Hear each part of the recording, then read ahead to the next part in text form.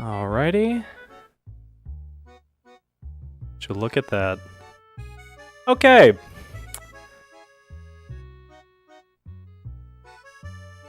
Heyo. So this is a horrible, awful idea. But I'm gonna do it anyways, where I rank every single animated movie that I have ever seen. And this is a little taste of what we're gonna be getting into.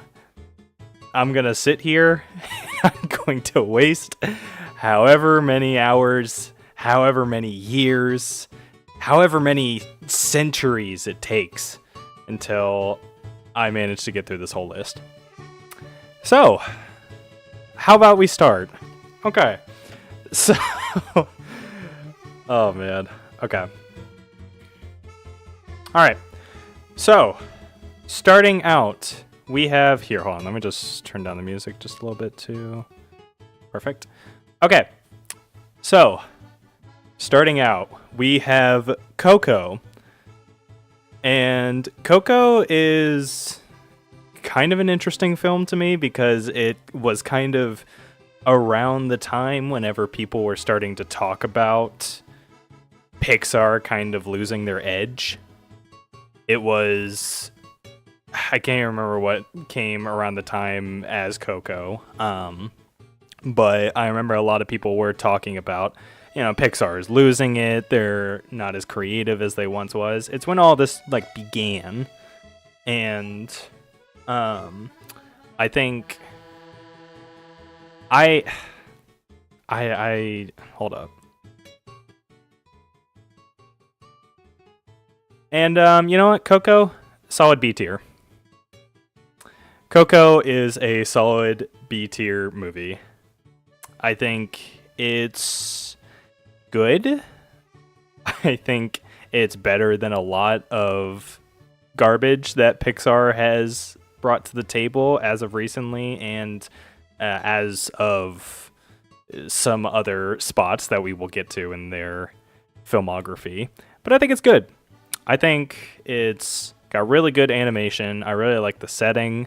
I think basing an animated movie around De El Muerto. It's not the Day of the Dead. It's a cool concept, and it allows them to create this kind of fantastical afterlife world in a really cool way. So I like it. It's solid B tier. I think there are some issues with it, though. I think that the actual ending of the film, the third act, where you have that ridiculous moment of, oh, well, look at this guy who appears to be the hero to everyone. He's actually the villain. Look at this. And he reveals his whole evil plan on camera to everyone. That was such a stupid moment, and that's such a cliche. And I also think the movie itself, how it's structured, of just being, oh, we're gonna go do this thing, and then, oh, we're gonna go do this thing, and it's not gonna work out, then we're gonna have to go do this thing. It's just very meandering. Takes a while to get to its point. So yeah, B tier. I don't see Star Wars The Clone Wars, the movie, on this list. Yeah, it's probably for the best. Didn't watch that because I don't like animated movies, and animated movies are for children, and I only watch adult Star Wars movies. Mulan. Mulan is a weird movie to me because I have not seen it in forever. Pretty much the only exposure I have to Mulan is watching the live-action remake, which was garbage, and probably solidifies this going up at least one higher spot. You know what? Mulan's A tier. Mulan's A tier because I think Mulan has some of the most iconic music to bat. Mulan has got, oh, what is it called? That song that they sing during the training montage. I'll Make a Man Out of You. That song is single-handedly brings this movie up to at least B tier. But then on top of that, you've got some of the more interesting parts of it. It seems like a bit more mature of a story.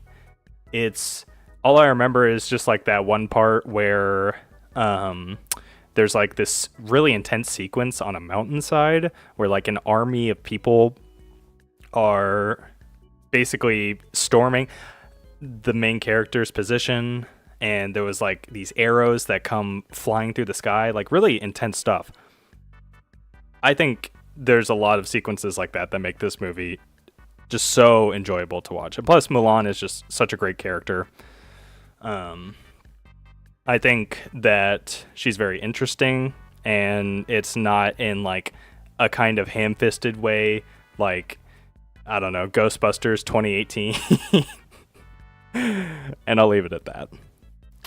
The SpongeBob movie. Oh, it's good for a kids movie though.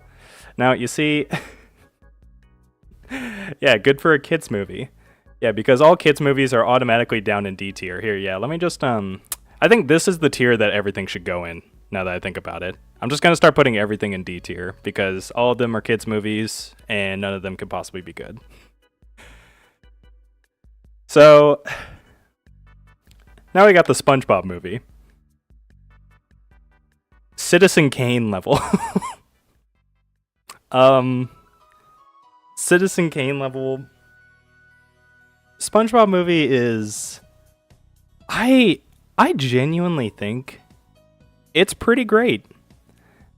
I think it was SpongeBob at its peak. It was oh, do I put it in S tier though? The SpongeBob movie in S tier. I'll put it in A tier. I'll put it, it's probably below Mulan too. I think it's a great movie. It's really fun, has a lot of laughs to it. The SpongeBob movie was SpongeBob at its peak. I think the movie was the moment where SpongeBob started to just decline as a franchise. I think that it really started to devolve into annoying like kid show isms after that point. And that's whenever, like, I don't know if that's when Steven Hillenburg kind of dropped off the show or not, but the movie really did a good job at portraying the fun, dumb, stupid, just like cartoony kind of qualities that SpongeBob is like known for. And I think it's really good. I think it manages to hold its own. I think it's a tie-in movie that's actually good, unlike the Fairly Odd Parents movie with Drake Bell. Really wish that was on this list because I'm starting to run. I need something for the S tier. But yeah, Madagascar, something I haven't seen in a while. And by a while, I don't mean when I was a sniveling little buck-toothed gremlin as a child, but seen in a while as if it's been in a few years. This movie sucks.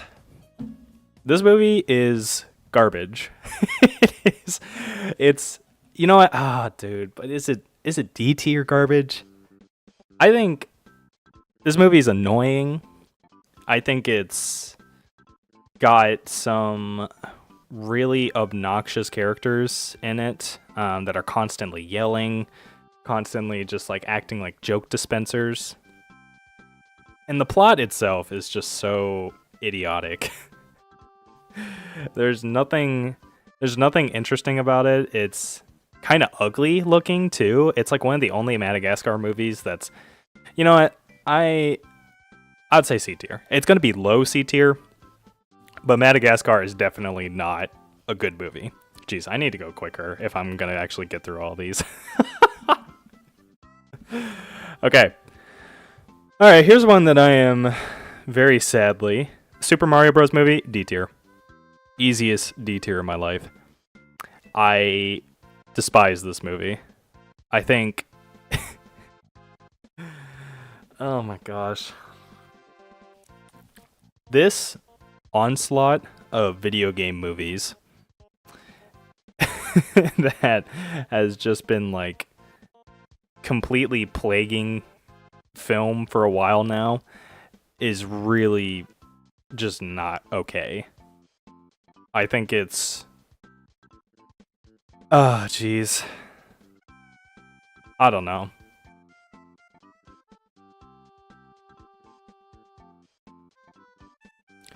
So, what's funny is that whenever the Mario Bros. Movie came out, it felt like there were a lot of people who actually really enjoyed it and were like, oh my gosh, wait, Illumination can actually make movies? But there's something about it that's just, it feels like it's scraping the bottom of the barrel, and it is just barely reaching the quality and the line to be an actual movie that people like it because Illumination just doesn't make actual movies. It was, oh my gosh, the movie is basically just a 1.5 hour long mess of excuse after excuse in the script just to visit random Mario destinations and to cram as much of the Mario IP into a movie as possible. It was not done in a loving kind of way, though, where it actually feels like there's a point to it and it actually feels like it stands on its own merits. No, it literally just feels like you're scrolling through a Wikipedia page for Mario with no semblance of structure whatsoever. It's D tier. It's so bad. I hate the Mario Bros. Movie so much. Speaking of Illumination, now we have Secret Life of Pets. Which... I don't know. Secret Life of Pets, I don't like it. I very much do not enjoy it. It's really boring. I think Secret Life of Pets is the epitome of just copying a previously established formula. Like, there's so many Pixar movies. Toy Story, freaking Inside Out, other such examples where it's basically just a buddy adventure movie where one character is the straight man and he goes... this is taking forever. Basically, it's the same thing as Toy Story. It's the exact same thing as Toy Story. Do I put it in D tier, though? You know what? I'm going with my gut. I think Secret Life of Pets... I think it's better than the Mario movie. I think it's marginally better than the Mario movie. It's one of the best Illumination movies out there. Every single one of Illumination's movies is probably going to be in the D tier. Just going to spoil that right now. Sorry to ruin that one for you and prevent you from seeing that one in the theaters, but yeah, pretty much everything's probably going to be in D tier. Kung Fu Panda 2. Kung Fu Panda 2 is kind of amazing. Kung Fu Panda 2 is probably better than the first Kung Fu Panda, I would say.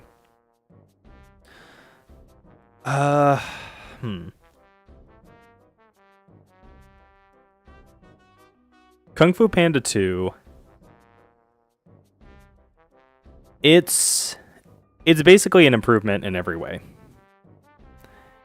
It's somehow, instead of just like milking the franchise and focusing on the parts of Kung Fu Panda 1, like the silly, funny panda, kind of like Kung Fu Panda 3 does, instead of doing that, it actually manages to build upon everything and make a villain who is even scarier than the first one, make action sequences that are more fun and interesting than the first movie. Again, when a movie comes out called Kung Fu Panda, and those words are on the poster, and you see this awful poster of like all the animals doing their hi-ya kind of pose, and it actually turns out well, and then the sequel, which shouldn't be better than the first one. The first one was a fluke. It was a horrific science experiment gone wrong.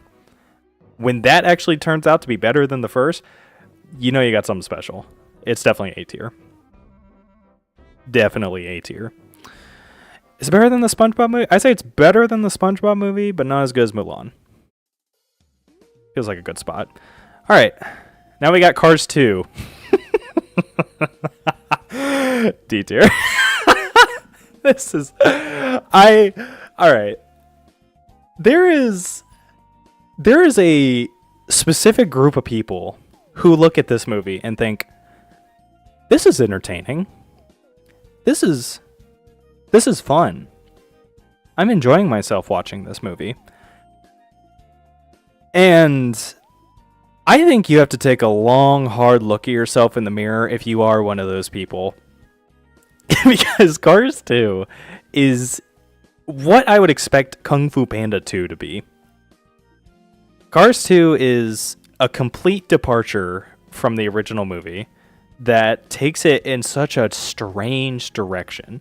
We have this movie about cars, and the first movie is about them racing. Good. Yeah, cars do that. Cars race. You know what cars don't do? Sneak into villain headquarters and shoot bad guys on an oil rig. Cars don't do that. Why? To be even worse, like it focuses on the joke side character, and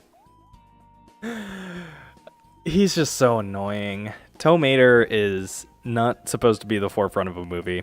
He doesn't deserve to be there. It's just a bad idea.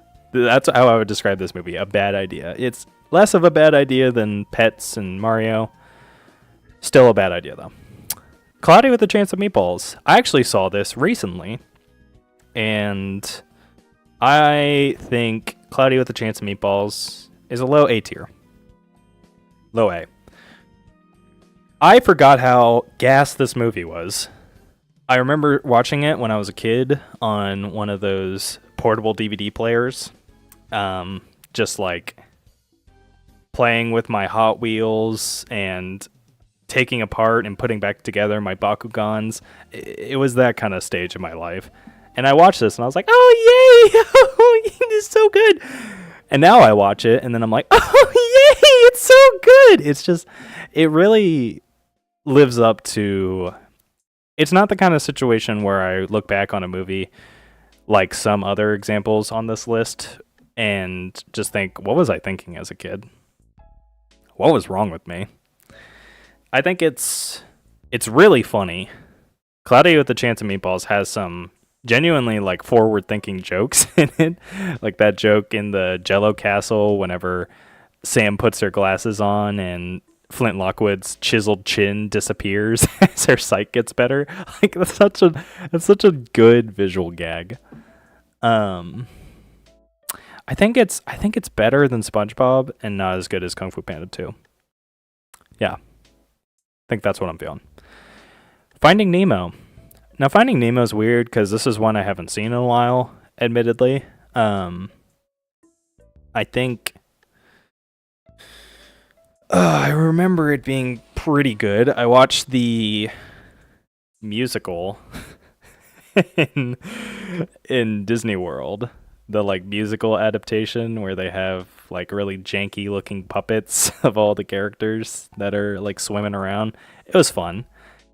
So I mean that I remember the plot then from that. I think it's high B. I think Nemo is good.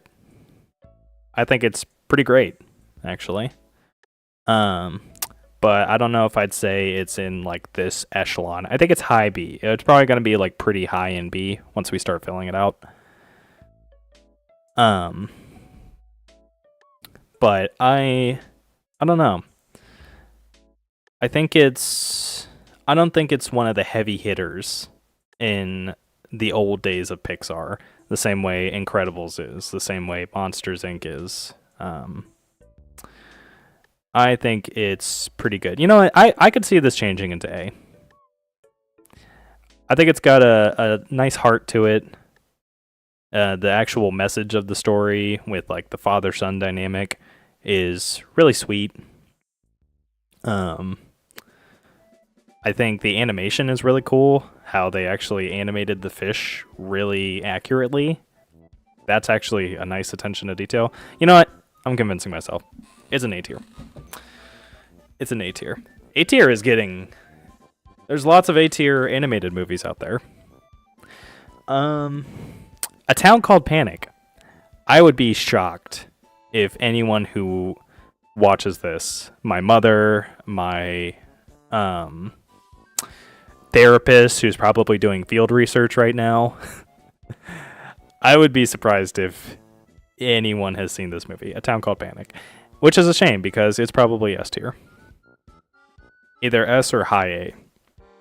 A Town Called Panic is essentially a stop-motion animated movie from France that is about as nonsensical as you could get, but it's nonsensical in the way where it wears it on its sleeve. It uses that to its advantage, and it's basically just like a complete cartoon through and through. There's the three main characters are a horse, a cowboy, and an Indian. And those are their names, by the way. Horse, cowboy is the voice of one of the characters. It's really funny, and I think last time I checked, it was on Amazon Prime. A Town Called Panic. It's very funny. It's a good movie to like sit down and watch with a group of people. It's just like it's such a good time. I could see it changing down to A tier, but for now, I'll keep it low S. It'd probably be one of the lower spots on S. Megamind. Megamind. Probably B tier. I think it's B. I think it's okay. I think it's... Ooh, I don't know. I don't know if this would ruffle some feathers or not. But... I don't know. I've seen it somewhat recently. I think it's pretty clever in a lot of ways. I like how the main villain of this movie is basically just a nice guy. I think that's pretty funny and an interesting thing to do in an animated movie. And I think there are aspects of it that are definitely A tier. However, there are some other things as well, including the animation. I think the animation is kind of ugly looking in this movie. And granted, it's the actual macaroni art that they used for the sequel, the new Megamind show that they released, that just like splatted the original movie all over the wall and wiped it around over and over again. Yeah, that made this movie look like Van Gogh in comparison.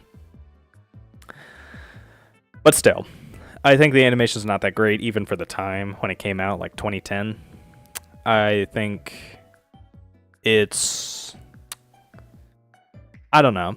There's some other things with the plot, too, where I think the love dynamic between Megamind and, like, the Tina Fey's character, I can't remember her name, I think that was kind of underdeveloped and just took up a lot of time. I don't know. It didn't really feel that interesting, plot-wise, besides a few things.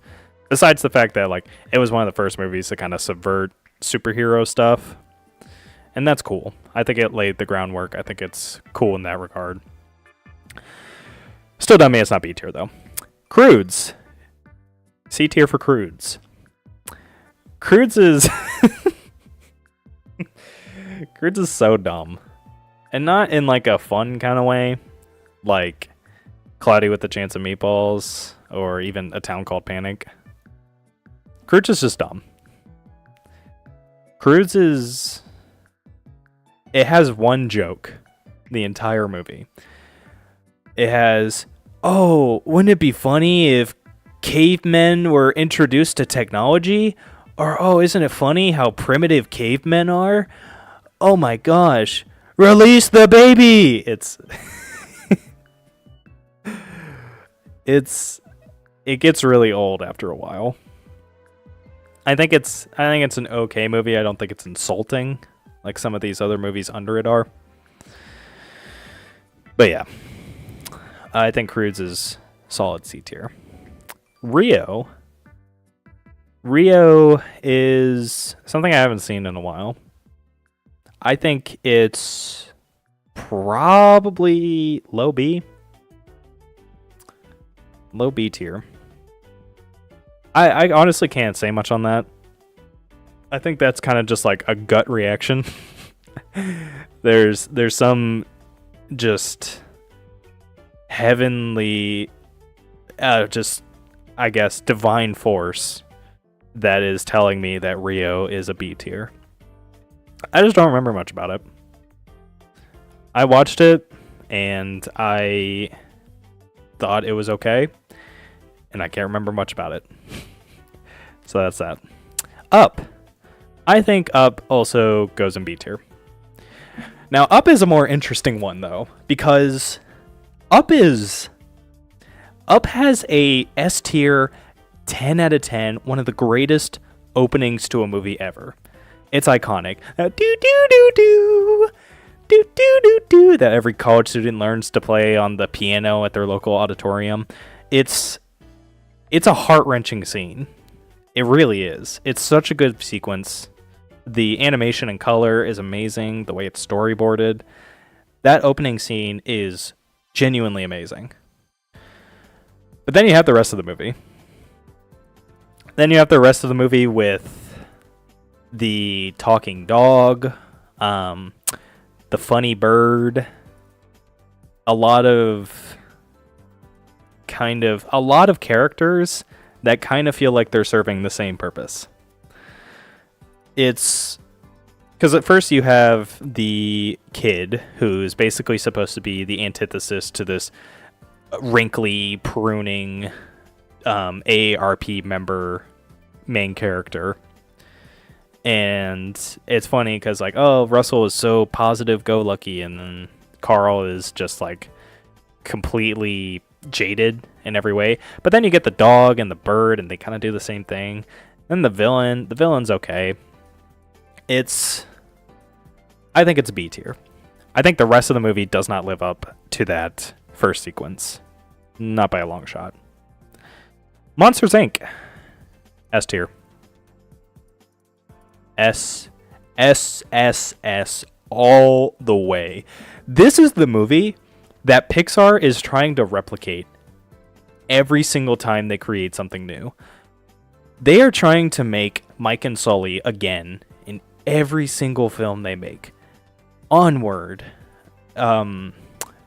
Inside Out, even like Elemental to an extent, where they create such a dynamic and just enjoyable to watch synergy between two characters like Mike and Sully.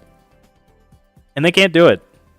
And I don't blame them. I probably wouldn't be able to do it either. But Monsters Inc. is so freaking good. It is carried on the back of Mike and Sully and just the palpable energy they have between one another.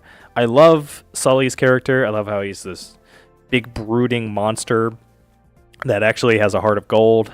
I actually like Mike Wazowski, even though he's kind of the goofy kind of, I guess, he's like the equivalent of the character that kids are supposed to latch onto. How he's really loud all the time and he's constantly cracking jokes, but he's actually pretty funny, and the writing helps with that. Well-written jokes, and the recurring gag of Mike Wazowski getting cut out of the frame of things that are important to him. That's funny. That's such a good bit. And yeah, the rest of the movie is pretty great too. I think it's heartfelt when it needs to be. I think it's really sad at some points too. Just the movie Pixar is constantly trying to remake, and they just can't do it. S tier. Probably one of my favorite Pixar movies. Probably not the favorite, because we'll get there, but one of them for sure. Emperor's New Groove. I have a weird relationship with this movie, because my family is downright obsessed with this movie, to the point where we constantly quote it as much as freaking.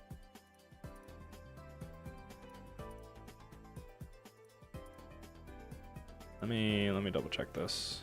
Make sure the stream's working.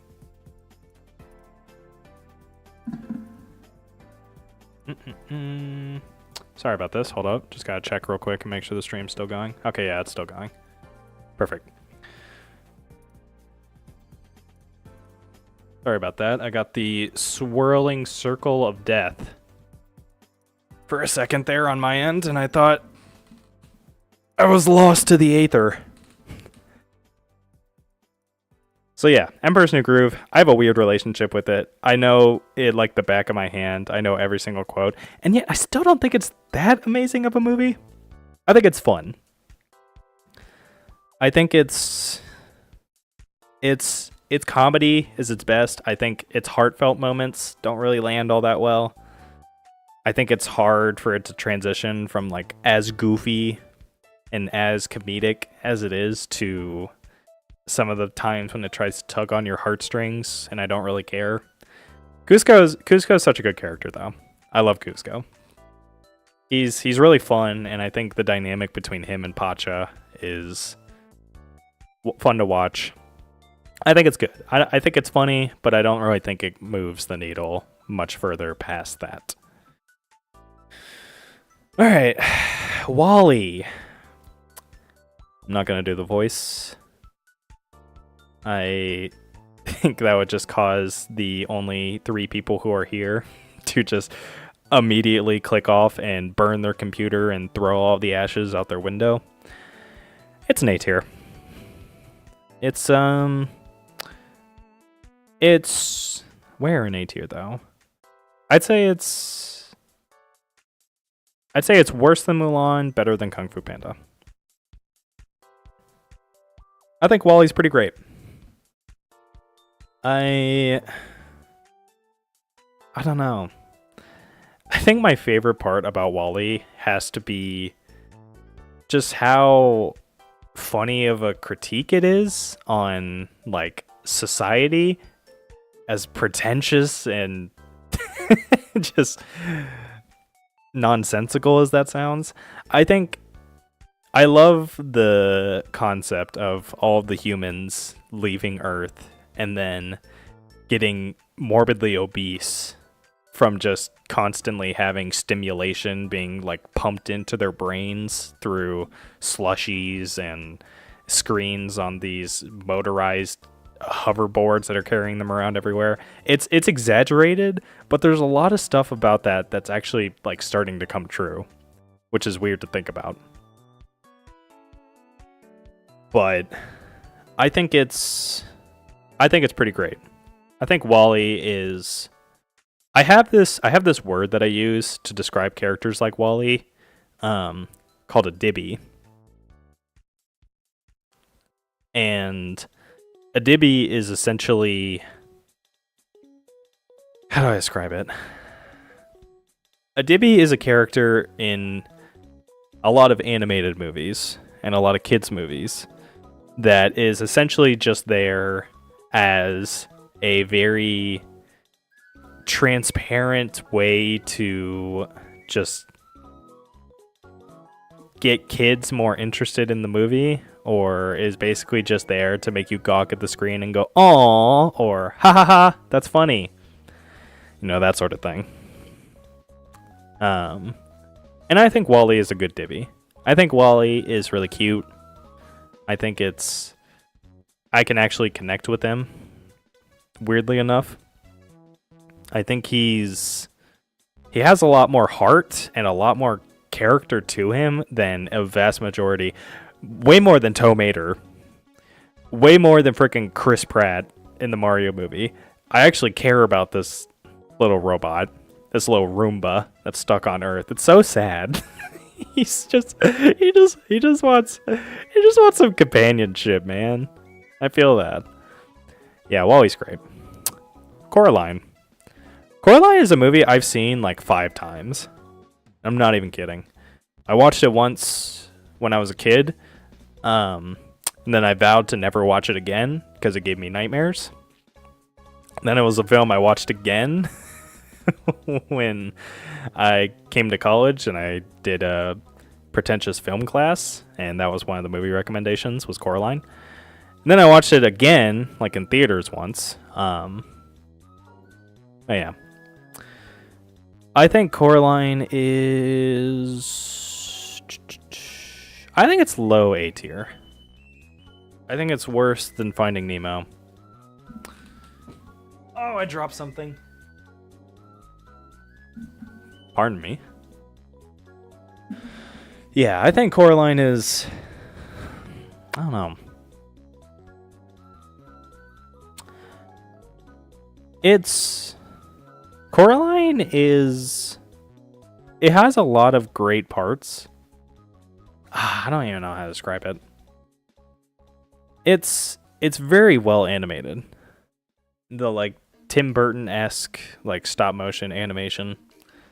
Gosh, what is this, like circus music? It's like... Yeah, this is about the music. This is the soundtrack to my head. This is pretty much what I'm experiencing 24/7. And I mean, you have to be able to say that Cars 2 is a bad movie, apparently. Yeah, so Coraline's good. I think it's... Oh my gosh, there's so many movies. Okay, I gotta go quicker. Coraline's good. It's A tier. It's scary. It's a little annoying story-wise, but it has some really fun sequences and a lot of really horrifying sequences. So it's A tier. It's A tier. Fantastic Mr. Fox, S tier. One of the easiest S tiers of my life. Fantastic Mr. Fox. Where do I even start with this movie? Some of the best animation, stop motion animation I've ever seen. And I've heard a lot of people talk about how, I really don't like the animation of Fantastic Mr. Fox because it's kind of creepy looking. Because it's kind of like, I don't know, it looks weird how the fur is constantly like being brushed up and ruffled.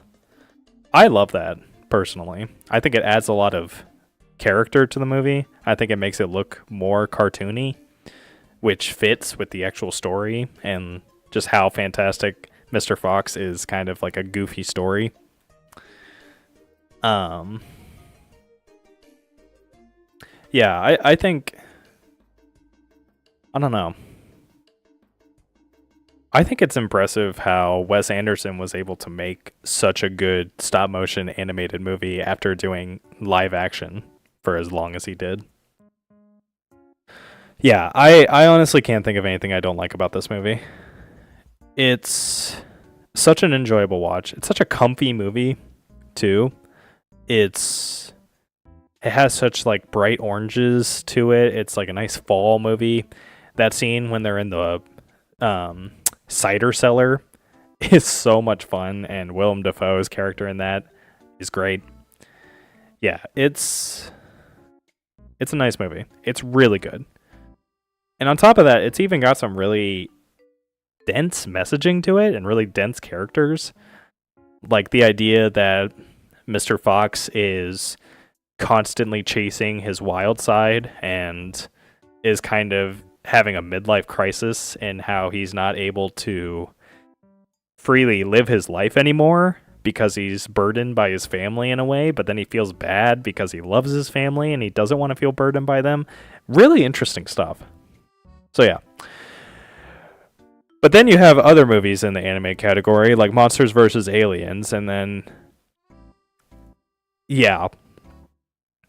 I don't know... I personally think it should be illegal for Monsters vs. Aliens and Fantastic Mr. Fox to both be in the same category. I think I would be irrationally angry if I searched animated movies and I saw those two posters, that bright yellow and bright blue poster right next to each other of Fantastic Mr. Fox and Monsters vs. Aliens. It's so bad. Monsters vs. Aliens is so awful It's I gosh. Monsters vs. Aliens fails in pretty much every regard at being a good animated movie. Its story is bordering too far into annoying. The characters are so obnoxious. I can't even remember laughing once. And on top of that, it has some of the most horrendous animation I've ever seen. You know those like political cartoons back in like World War II where everything is drawn so exaggeratively and all the people have like big chins or like giant foreheads or something like that? That's what the characters look like in this abomination. This travesty. I hate Monsters vs. Aliens so much. It's if someone were to come up to me and be like, unironically, yeah, Monsters vs. Aliens is my favorite movie, I would drop kick them into a meat grinder. The closest possible meat grinder. I would drive them to the closest meat grinder and then drop kick them into it. I hate this movie. Barbie and the 12 Dancing Princesses. Now, listen. I will say I did not watch this on my own accord. I was basically kidnapped, strapped to a chair, and hooked up to this machine that peeled my eyes open, Clockwork Orange style, in order to watch this movie. And it was pretty bad. I don't see the appeal. It's see, there are movies that I'm nostalgic for. Okay, I'll admit it. There are movies on this list that I am nostalgic for. Like the first Pokemon movie that's coming up, Sinbad, that's coming up. But I watch these movies and I'm like, I had an underdeveloped brain when I first watched these. It's not good. It looks like a mobile ad commercial, Barbie and the 12 Dancing Princesses. It's just, the plot is nonsensical. They go into this place and they start dancing, and then they're trying to hide it from their evil godmother, and then their king is like being manipulated by the godmother, and the king looks like such a complete idiot that he's not able to see how blatantly evil this lady is. I can't believe I'm actually diving into the plot. It's a freaking Barbie movie. Ah, gosh. I didn't even finish my thought. I'm so scattered right now.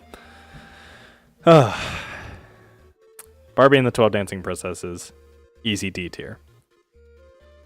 Better than Cars 2? Probably not. Better than Secret Life of Pets? Probably not. It's probably better than the Mario Bros. Movie. At least it had an okay soundtrack to it. I'll say that. I will say that. Cheese. Yeah, I can agree with that. Thank you, Jesus Ramon Garcia Ramirez. Cheese, indeed. Now we got the Lorax.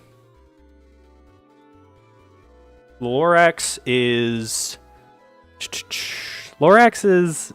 gosh. People might hate me for this one, but I don't think the Lorax is that good. I don't think it's as garbage as some of the other, like, Illumination movies that have come out.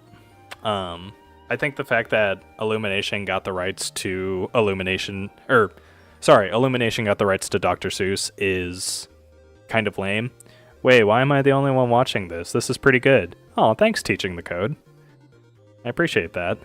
Yeah, I'm basically just riffing right now. I'm just talking into a microphone, so I'm glad you're enjoying it. So where was I? The Lorax, yeah. Listen. If you can't tell, I don't like Illumination all that much. I think their movies are very boring. I think they're very cookie cutter. I think they feel like the they feel like, I don't know. They feels like they focus tested every single frame and every single line of dialogue in all of their movies in a way to make them as widely appealing as possible for the cheapest price possible.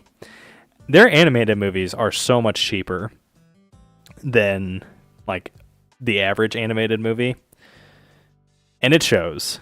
The animation in the Lorax is not good. I really don't like how plasticky everything looks. It's got like a cartoony style to it, but I think it's in a way where it's like it's not taking advantage of it, I guess. Like the textures and just all of the character designs are so flat. They're so lifeless. And this is where Illumination really started to play into that. And I think it's really funny how, I don't know, whenever this movie came out, it was just really funny to see The Lorax, this movie about environmentalism and rampant capitalism and just like the dangers that can come from that, as well as The Lorax is advertising Pampers diapers and a Mitsubishi's car. Like, they used The Lorax in so much advertising. It was insane. It felt so disingenuous. And I mean, that doesn't affect the quality of the movie, obviously, but it was really funny. A Bug's Life. This is one I have not seen in a long time, but I think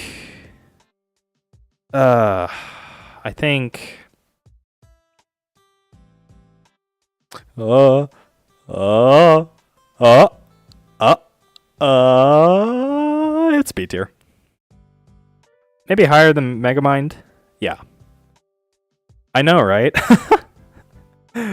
Glad you agree with that one. A Bug's Life, from what I remember, I don't remember it all that well, so I can't really get too in-depth with it, but from what I remember, it's a fine movie. I think the story is okay. I don't think it's like Monsters, Inc. Toy Story level, obviously. I think it was like an early Pixar dud. One of their first duds. Along the lines of The Good Dinosaur and what else? I guess all of them are kind of duds at this point. Elemental, Luca, Onward. It feels like an Onward type movie. The only thing I remember is that grasshopper scene with the scary, freaky looking, hyper realistic like grasshopper dude. He definitely was hiding under my bed more times than I can remember when I was growing up. Hated that guy. But yeah, A Bug's Life is a B tier. Definitely B tier. Summer Wars. I'm not going to get too in-depth in this one because I think it's like an okay movie, and I don't think I would be surprised if anyone here has seen it.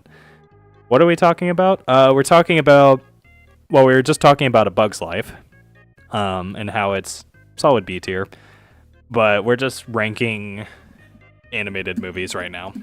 And one of those is Summer Wars, which is a very strange, like Ready Player One-esque kind of movie, where there's like this online world that all of the characters can like hook up their brains into neural net and talk to Elon Musk or whatever. It was a strange concept. I remember the movie. It definitely fell into a lot of the pitfalls that Ready Player One does, where it's just like doesn't really understand how the internet works and how people work on the internet. And it wasn't as egregious as that, but it had a lot of issues with that sort of thing. So yeah, B tier, low B. All right, now we got Lilo and Stitch. Oh my gosh, there's so many. Oh, why did I do this? Okay, I can get through this. All right, Lilo and Stitch. With the new and improved version that came out recently, which is obviously so much better and so much more awesome than the original movie. Lilo and Stitch. Oh man.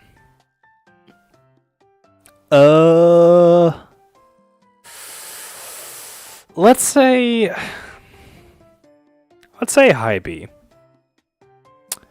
Lilo and Stitch, if it was live action, it would be S tier, obviously. That goes without saying. No, it's pretty good. I think Lilo and Stitch is fun. I think it's like a really good kids movie. I think it's I think it has some fun characters. You know what? No, you know what? I'm putting it up to A tier. I think it deserves it.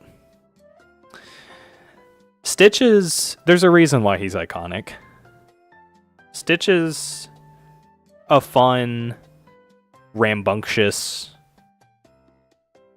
just enjoyable character to watch.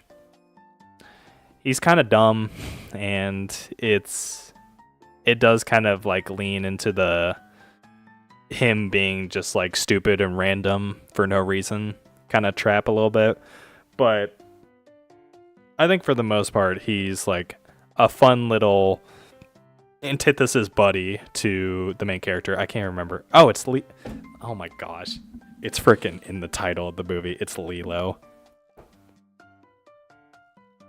Well, I just showed my credentials. Gosh. Okay. Yeah, Lilo and Stitch, low A tier. Now I got Storks. And I do not remember... I do not remember watching this movie, really.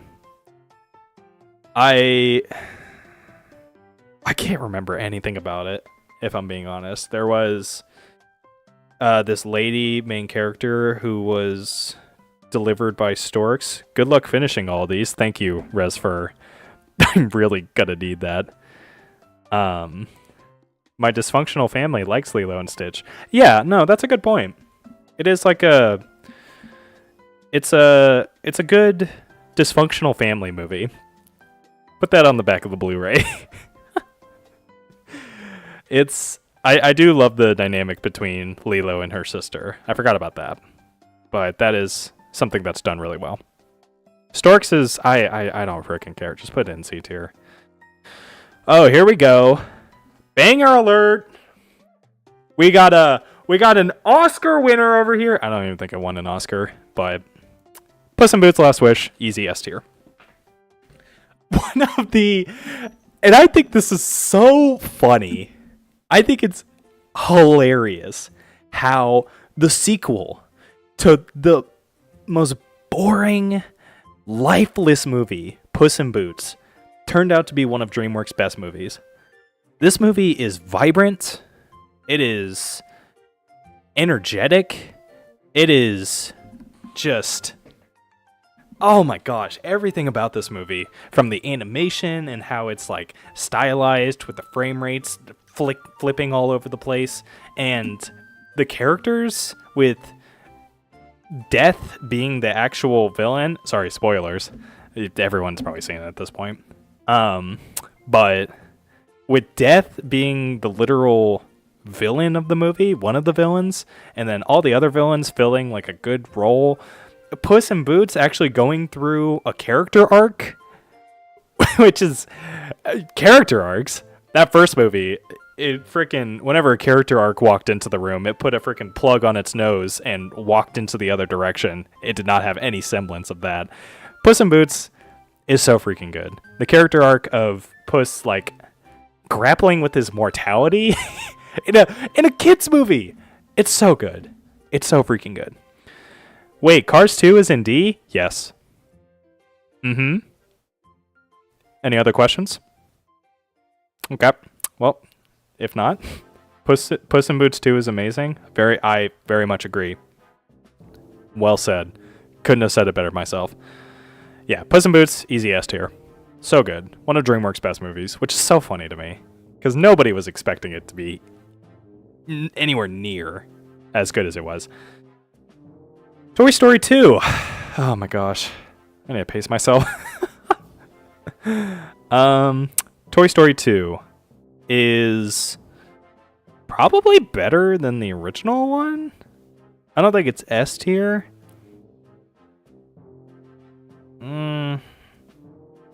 I think it's...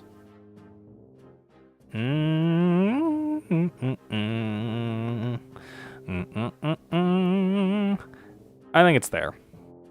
That feels right. I think it's great. I think it's another example of, I like Cars 2. Well, yeah, did I freaking ask?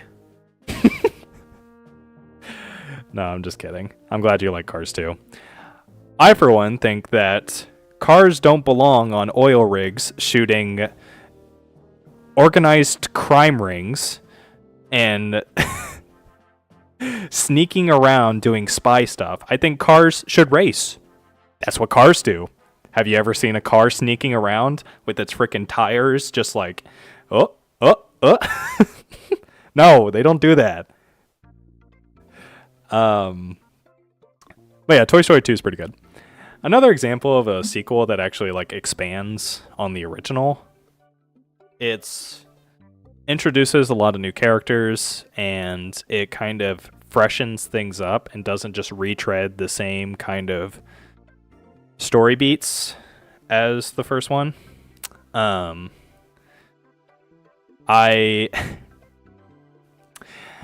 don't know. I think the actual twist villain in this movie, I don't even know why I'm trying to dance around spoiling it, why I'm trying to tiptoe around it like I'm a car from Cars 2. But yeah, the twist villain is actually pretty good. It makes sense. It's not just something that comes out of nowhere. I have to agree with that take on Cars 2. Oh, thank you, teaching the code. Yes! Validation! Let's go! Yes! We watched Cars and Cars 3 in our house. Nothing in between. Very valid. As you should. Cars 2 just doesn't exist. Cars 2? Yeah, Toy Story 2, pretty good. Now, Toy Story 3, this is going to be my hot take. I think Toy Story 3 is an easy C tier. I think Toy Story 3 is honestly not that great. I think it's... Oh man, where do I even start with this one? Toy Story 3 is what I was expecting Toy Story 2 to be. It's essentially just a complete retread of Toy Story 2, the story from that, with like all of the toys being introduced to a new environment that they think is like good for them, that they think is somewhere they want to stay, that seems on the surface like it's a good idea, but then there's this head honcho type character that like is actually turns out to be nefarious and has like a tragic backstory. Lotso and Stinky Pete, sorry, spoilers. Yeah, Toy Story 2. They are pretty much one and the same. And the movie feels very samey. I don't know. It doesn't feel fresh enough. There's a lot of retread, and I'm beating a dead horse here, but I do not think Toy Story 3 is really that amazing. Oh, but there's a scene at the end whenever they all hold hands and accept their death together. I don't freaking care. Okay, that's a little harsh. That scene is like okay. I don't think it's like this powerhouse of emotion that everyone else thinks it is, because it doesn't actually happen. They just like get saved last minute, like every other animated movie that comes out. It's not really what I'm looking for in an animated movie, if I'm being honest. In an animated sequel. Oh gosh, I have to hurry up. Cars 2 equals booty. Now that's some math I can get behind. Yeah. No, I'm feeling that. Cars 2 equals booty cheeks, dumb, stupid head. Yeah. No, I can... That sounds like a pretty accurate assessment. Spirited Away. S tier. probably better than... Is it better than Monsters, Inc.? I don't think so. I think Spirited Away... Shocker, I know. Look at me with the kid in college with the Totoro pin on my backpack. I think Studio Ghibli is pretty good. Now please, everyone clap. Please, no, you shouldn't. Someone had to say it. Someone did. Yeah, Spirited Away. There's nothing really I can add to it that's so good. Or there's nothing really that I can add to it that hasn't already been said. The world building in this movie is jaw-dropping. The fantastical world that the Ghibli movies put you in is at full force here. There's so many wacky little characters, so many little guys that just kind of appear for one scene. And I think it's also a movie that says a lot without really explicitly saying it to you. There's a lot of implied themes to it that you can kind of get from subsequent rewatches, and I love that sort of stuff. It doesn't deserve to be in the same category as, like I said, Monsters vs. Aliens. These two movies beside each other. Gosh, get it out of S tier. Ugh. Ah! Oh gosh, why did I do that? Ugh. Sorry, I almost just threw up a little bit.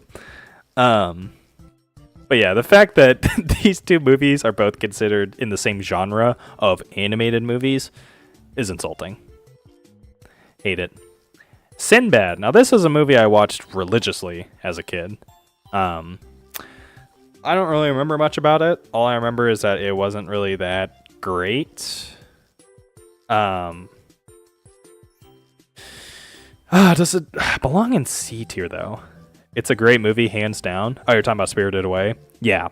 No, I agree. I think there's a reason why it's so renowned, for sure. Sinbad. S for Sinbad? I honestly don't remember this movie that much. I'm just going to put it above Storks, below Toy Story 3. That feels right. That definitely feels right. Now, this is a movie. Oh boy. This is like my Barbie and the 12 Dancing Princesses. It's not good. Don't get me wrong. It's not great. It's like high C tier. That's as much as I'll do. I'll climb it a few ranks up in C tier. I'll throw it a bone here or there. But it's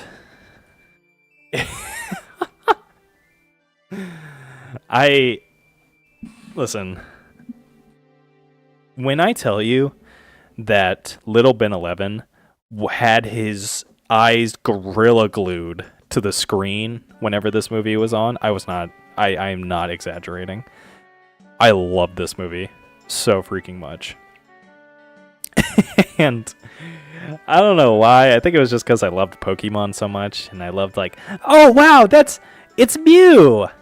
I want to catch her in the game that I have. And then I was playing the Game Boy while watching it.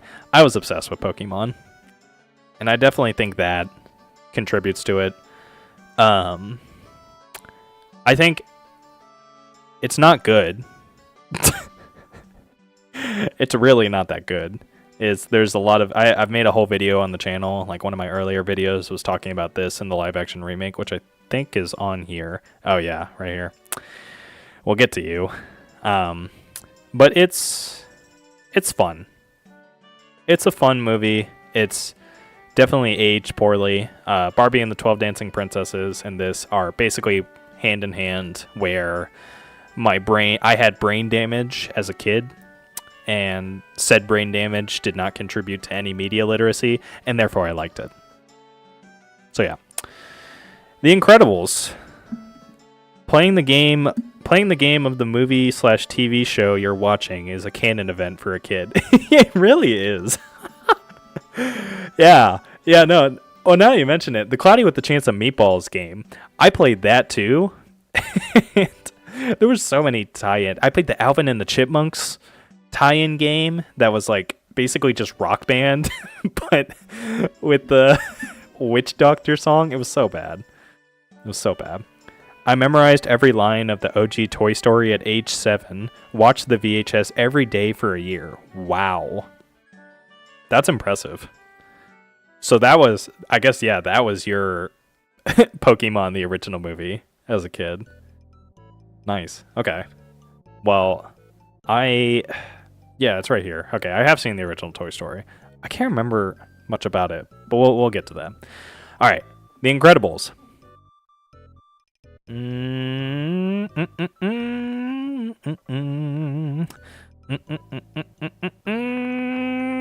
Let's put it here. The Incredibles is another one of those movies where there's a theme here of movies that well, actually no, Incredibles is different because it was something that I liked as a kid, but then I grew up a little bit and I absolutely loved it. But then I grew up a little bit more and now I think it's pretty great, but not love-worthy. I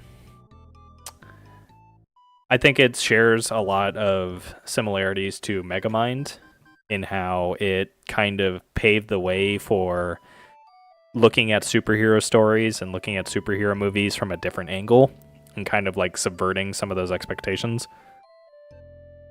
So I think it's great. I think obviously like the family dynamic is amazing.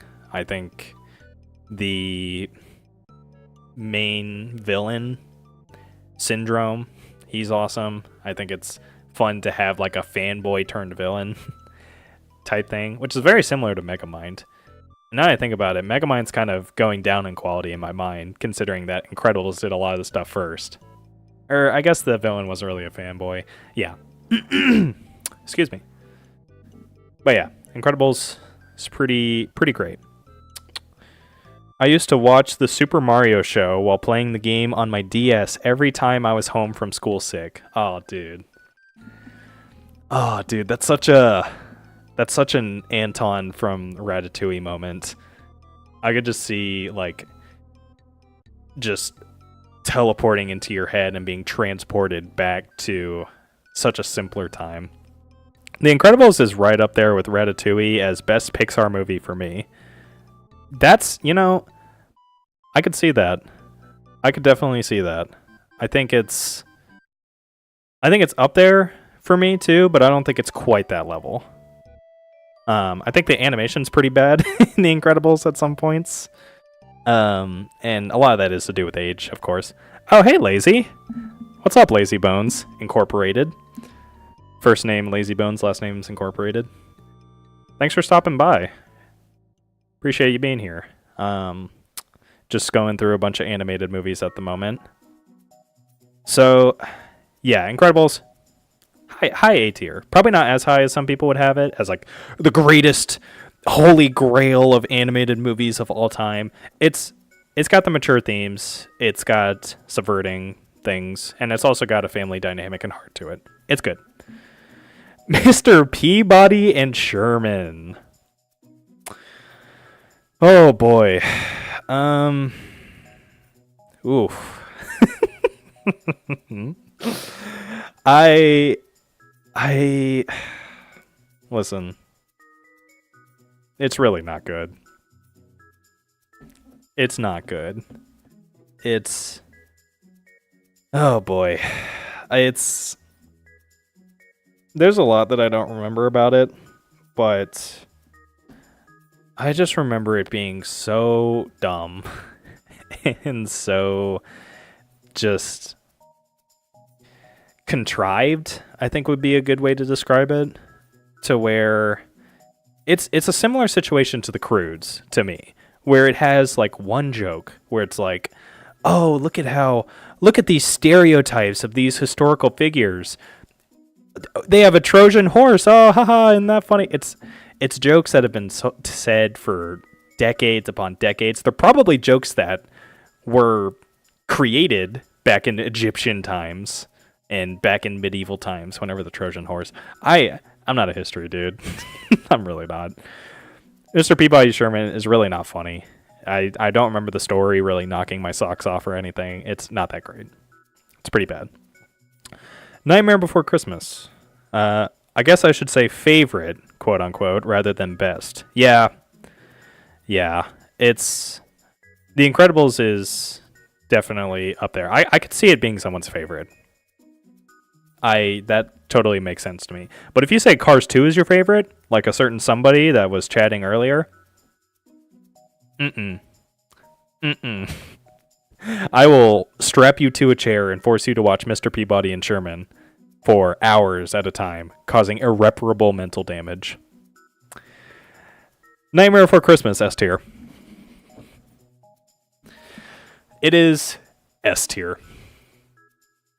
So good. So good. Banger soundtrack. Creepy and spooky, while at the same time being a great Christmas movie somehow. I love Jack Skellington. I'm one of those Hot Topic girls that has the Jack Skellington t-shirt everywhere I go. I think he's a very fun character. Where should it be? I think this is how it should be. That makes sense, yeah. I think The Nightmare Before Christmas is legitimately one of the best animated movies of all time. I think it's... I don't know. The soundtrack in particular is like, whenever people break out into song, it's actually like really fitting, and the songs are really well composed and fit the tone that they're going for, which is incredibly impressive because it's literally the equivalent of the tone of a family reunion where you have all of the Hot Topic young teenagers along with the super conservative grandparents and uncles and aunts. And they somehow managed to make that work. I don't know if that analogy makes any sense. Basically, they're balancing spooky Halloween with jolly Christmas. And it works. It works great. Inside Out. All right, this is going to be another one of my hot takes. I think Inside Out is decent. I think it's low B tier. And we'll get to Inside Out too, don't you worry. But I think the Inside Out franchise suffers a lot from its concept. And not only just its concept, but just from like how it doesn't make any sense. And it feels like they're just scratching the surface. Similar to my mind. Of course, my mind is an enigma that is just shrouded in mystery. There is really no comprehending the vast kaleidoscopic recesses. I'm incredibly socially anxious. That's what I'm trying to say.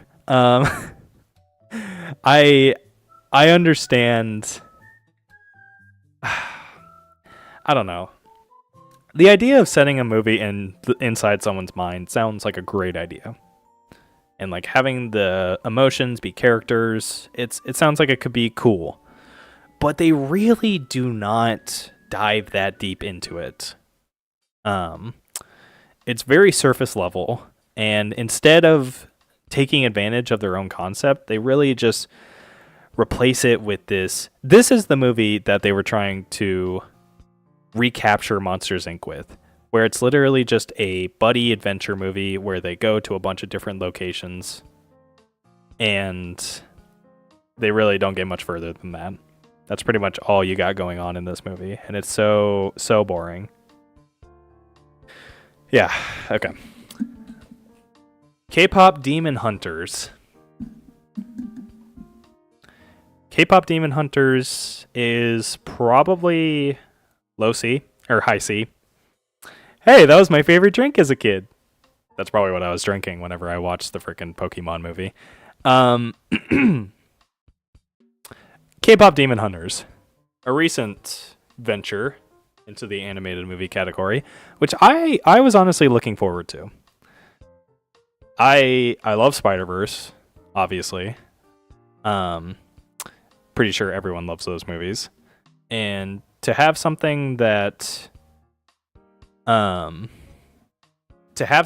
is just, I don't know. How do I say this? I was expecting something Spider-Verse quality, I guess. And definitely didn't get that. What I got was a pretty well animated and easy on the eyes movie. It had a good style to it. But then you also have the plot.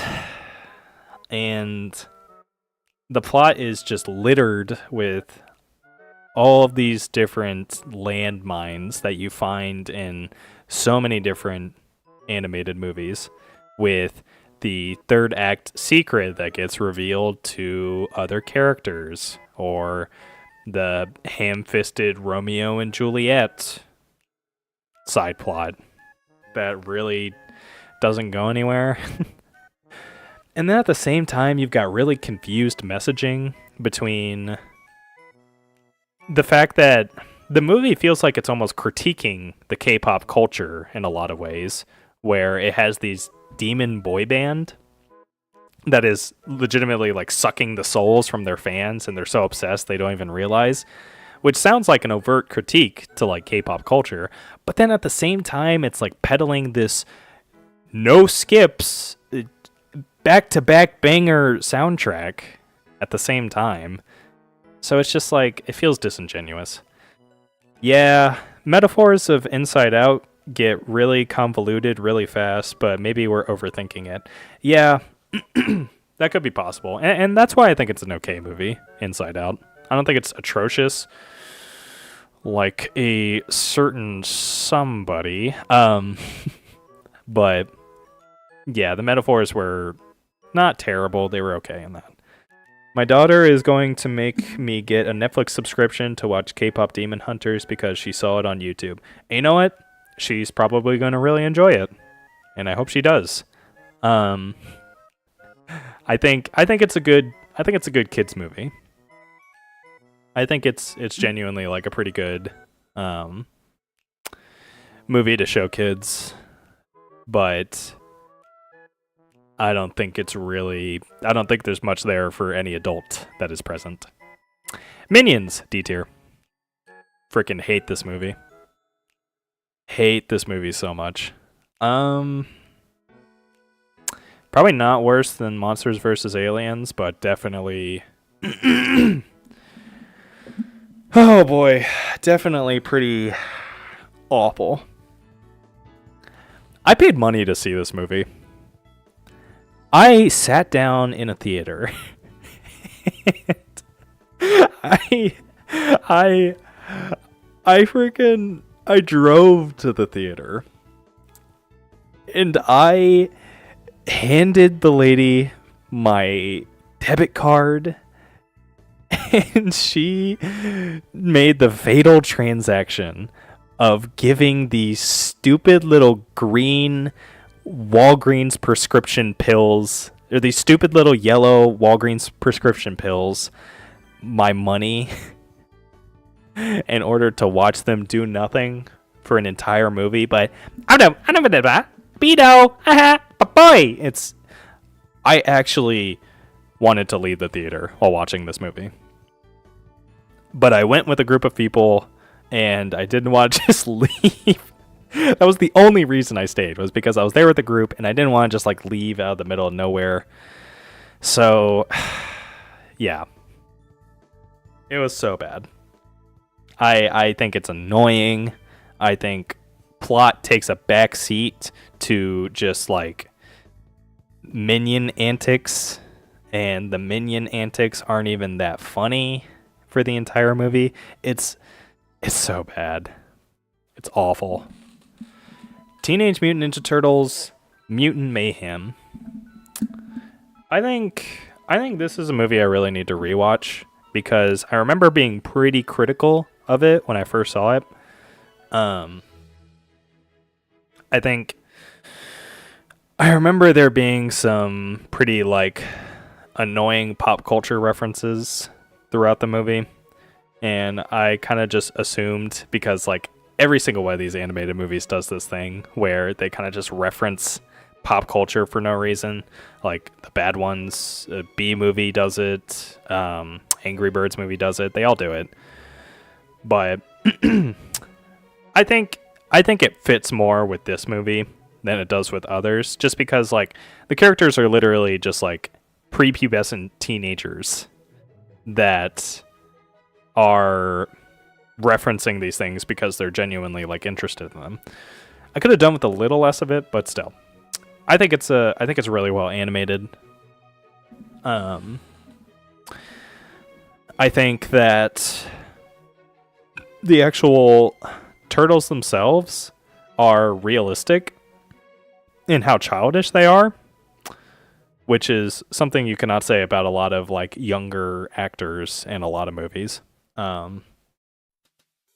But yeah, I don't know. I think it was pretty good.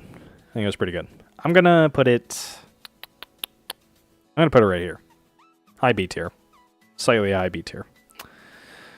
Interstellar 5555. Now, if you don't know what this movie is, it is essentially a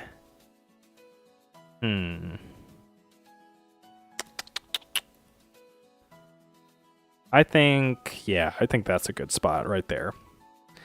Yeah, Interstellar 5555 is essentially a animated movie that was created for Daft Punk for their Discovery album. And it's essentially just like a long music video that is telling a story and like showing off set pieces and visuals that are just a decorative piece, I guess, to the music itself. And you know what? I'll say it. Daft Punk, pretty good. If you like Daft Punk, if you listen to nothing but the Tron Legacy soundtrack religiously, if you think that Tron Legacy is a bad movie, but the Daft Punk score is the only good part, like me, you'll probably like this movie. Because it's basically just taking the bad parts about Tron Legacy, putting more Daft Punk music behind it, and fixing it up a little bit. So, yeah, it's a good movie. I watched this whenever I was in high school, whenever I was like religiously obsessed with Daft Punk. And I definitely loved it back then. Now, Fantastic Planet is another movie that I watched when I was very young. And this is a strange, bizarre movie. Do not show your kids this movie. That guy who was talking about watching K-pop Demon Hunters, teaching the code. Yeah, don't watch this with your daughter. Because this is like one of the most psychedelic, one of the most strange, otherworldly movies I've ever seen. It's basically, the plot is essentially about this alien planet where humans are not the dominant species, and they're basically just treated like pets to this alien race that is much larger, much stronger, much more intelligent and developed than they are. And it's kind of freaky because the way that these aliens treat the humans is basically like a little girl, like basically abusing her gerbil that she got from science class. And it's so interesting. It's such a weird angle to take. And I think the movie has some problems, for sure. But it was made in like this song. Da, da, da, da, da, da, da. Ba, ba, sorry. Yeah, Fantastic Planet, art house animated movie. This is pretty great. I think I'd say probably better than the SpongeBob movie. Yeah, Kino knows Kino. Art knows art. Yeah, this is this is a great placing right here.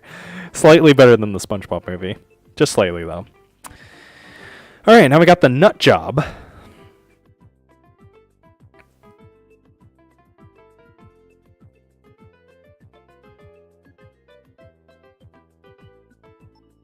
It's not that bad. No, it's not that bad. I all I can remember about this movie was that in the end credits, there was a cartoon version of Psy, the Gangnam Style guy, freaking busting it wide open with the fattest Gangnam Style you've ever seen in your life. And I think that alone puts it in D tier. Couldn't really tell you much about the actual movie itself, if I'm being honest, but Psy just cracking the most insane Gangnam Style unironically, and I'm pretty sure this was past the Gangnam Style hype. That alone gives this movie D tier. Not as bad as Cars 2 though. Or is it? No, yeah, it's probably worse than Cars 2. Yeah. Okay. The Penguins of Madagascar. Oh, when did I watch this? I must have watched it at some point. I remember it being okay, I guess. I think it's like low B. Yeah. It's another one of those. It's a Cars 2 situation where they make a movie that centers around a character that really should not be centered around. The gravitational pull of these characters is too strong that if you try to center anything around it, that moon is going to get imploded straight into it. There's a little bit of a physics joke there for you. Yeah, and people say Ben 11 isn't smart. Anyways, Redline. Redline's a movie. Redline. So let's say Redline is essentially. How do I describe this? Redline is an animated movie about this Grand Prix race series called Redline, funnily enough, that is it's essentially the equivalent of a 2-hour-long movie where for the first 10 minutes you are doing a copious amount of cocaine and heroin all at the same time, crossfading it as much as you can. And then after that, you're just sitting in a blank white room doing nothing and being bored out of your mind. But then for the last 20 minutes, all the cocaine and heroin you could possibly ask for comes rushing back into that room, and you start to just feel as much adrenaline as humanly possible. That's the equivalent of watching this movie. The first 10 minutes, the racing sequences, and the first 10 minutes and the last section are amazing. I watch them on YouTube all the time. They are some of the most heart-pounding, some of the most adrenaline spiking sequences I've ever seen in an animated movie. And part of that definitely has to do with the animation. Like it is so well done, the animation in this movie. It's so stylized and comic booky and just so incredibly detailed in a way where the colors pop through every shot. It's so nice to look at. But yeah, Redline. Everything else other than the racing sequences, not good. It's got some really bad dialogue, some really bad characters, a weirdly over-sexualized female lead for some reason. I don't know what that was all about. Yeah, but Redline, it's I'd say it's better than Summer. I'd say it's worse than Inside Out. Better than Penguins. Yeah. Who says that you're not smart? Fools. Oh, well. You know what? I would have to agree with them, honestly. Some people, they make some good points. No, I guess. I mean, I've seen this many animated movies, so I hope that's led to some kind of knowledge of some kind. Gosh, there's so many left. All right. Oh, here we go. Yes! My beloved. My actual beloved. easiest S tier of my life. The Lego Movie, ever since I rewatched it back in high school, has legitimately been my favorite movie of all time. Nothing has even come close. And I get a lot of people because, like, so a lot of times in friend groups, I'm kind of known as like the movie guy. I'm kind of like fitting that archetype, I guess you could say. And with that, whenever people learn that I like watching movies as much as I do, they always ask me, "Oh, what's your favorite movie?" Because I tell them, "Oh yeah, the Mario Bros movie wasn't really that good, or Cars 2 wasn't really that good." And so they try to ask, "Oh, well, what's your favorite movie then?" to try and get a sense of like why I don't like those films. And then I say the Lego Movie. And and I can understand why some people would be taken aback by that, for sure. Got the tree, seas, coding, cleaning, and childcare. Wow. That's quite the to-do list. Well, good luck with that, teaching the code. Hey, thanks for stopping by, man. I appreciate you sticking around and hanging out for a bit. It was fun chatting with you.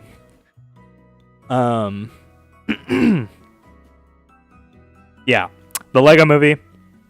I get a lot of people who laugh when I say it's my favorite movie.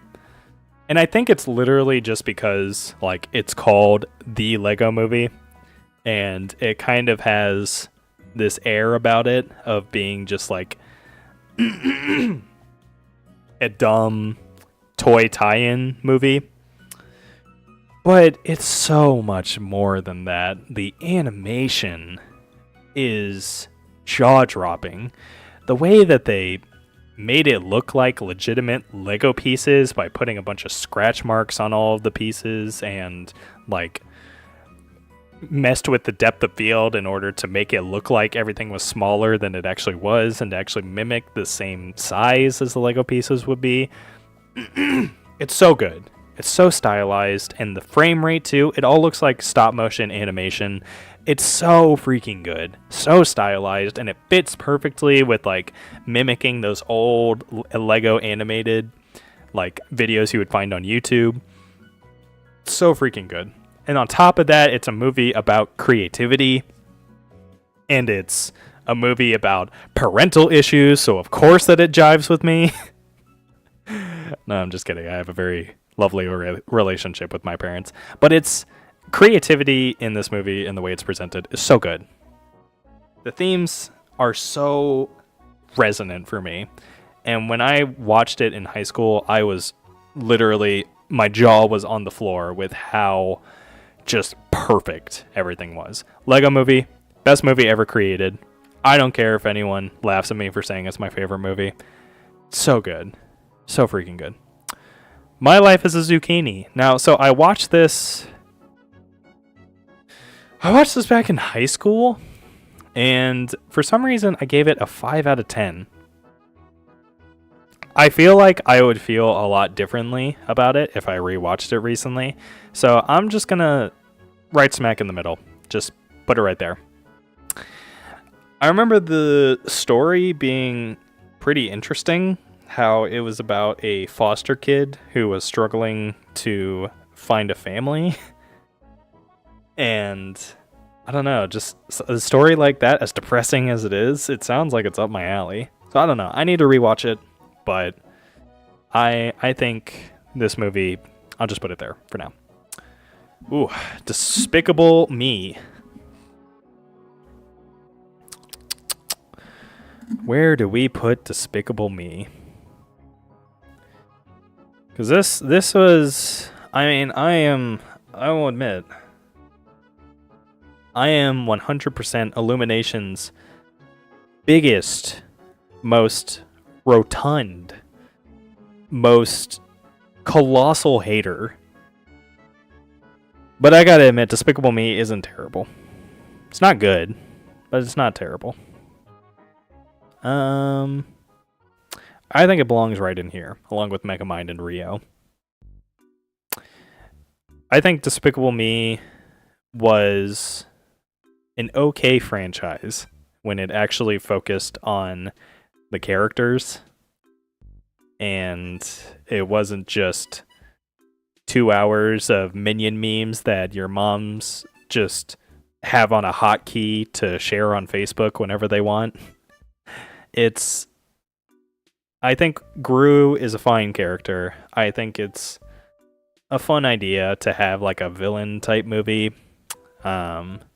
And like the dynamic between him and his daughters, as annoying as they are sometimes, and as annoying as the minions are, I think all of it works okay.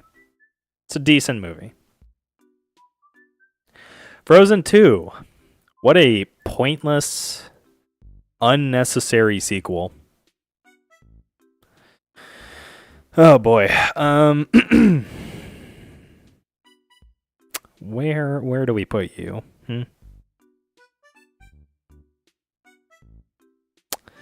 I'm gonna put you right above, right above Madagascar. An absolute pointless waste of time is how I would describe Frozen 2.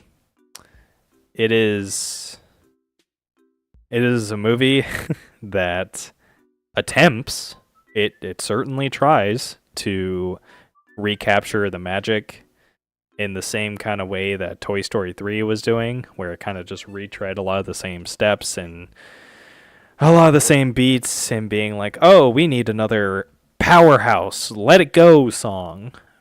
Let's make sure that we work that in there. But it was just, I don't know. The movie was so boring. There was really nothing to latch onto. There was nothing interesting about the new forest people that they introduced, like not even how the forest people were attached to their parents. And on top of that, there's so many side plots that are just so lame. Like Kristoff is, his whole thing in this movie is trying to figure out how to propose to Anna. And it's this dumb little like Looney Tunes thing where like, oh, he tries to do it, but then something insane happens, and there's this Rube Goldberg machine that splits them apart somehow. It's so annoying, and it does it so much. And the songs aren't even that amazing. They're okay. They're definitely not as good as the first movie. It's so lame. Such a waste of time. I'd be very curious to hear your thoughts on the South Park movie. I haven't gotten around to watching it. That is not on this list, unfortunately, and I really want to see it. I've of course looked up various scenes, like the Kyle's mom song. I think based off of various scenes I've seen, I would probably like it. So, you know, maybe I'll watch that soon. Thank you for the recommendation and the reminder that that movie exists. Let's see here. How to Train Your Dragon 2. Honestly, definitely A tier. Another instance where, see, I can't even say that most animated movie sequels are bad, because a lot of them have been up here like in the A tier. Like you got Kung Fu Panda 2, Toy Story 2 up here. Where to though? Probably on the lower end, like yeah, I don't think it's that amazing. I think How to Train Your Dragon 2 and 1 are both on very similar levels of quality. Which is impressive. Most of the time sequels are worse than their predecessors. But How to Train Your Dragon 2 actually does a lot of the things that Frozen 2 was trying to do, but in a new way. In a new way that's much more fresh. So it's another one of those things where we kind of get more answers for things, like we meet Hiccup's mom and we understand more about the dragons, and that sort of thing is I could see it being very cliche, but it's actually interesting in the way that's presented here. And seeing Hiccup develop as a character too, I think him kind of breaking the mold of that wimpy kind of outsider character that he was in the first movie. I think it's cool how much he progresses. Now, granted, I think it still has a lot of issues, like the teenagers from the first movie are back, and they're probably just as annoying. It's weird how similar like these two movies are in terms of like some of the issues that I have with them. But yeah, now we have Belle, and fun fact, this movie was directed by the same person who did Summer Wars.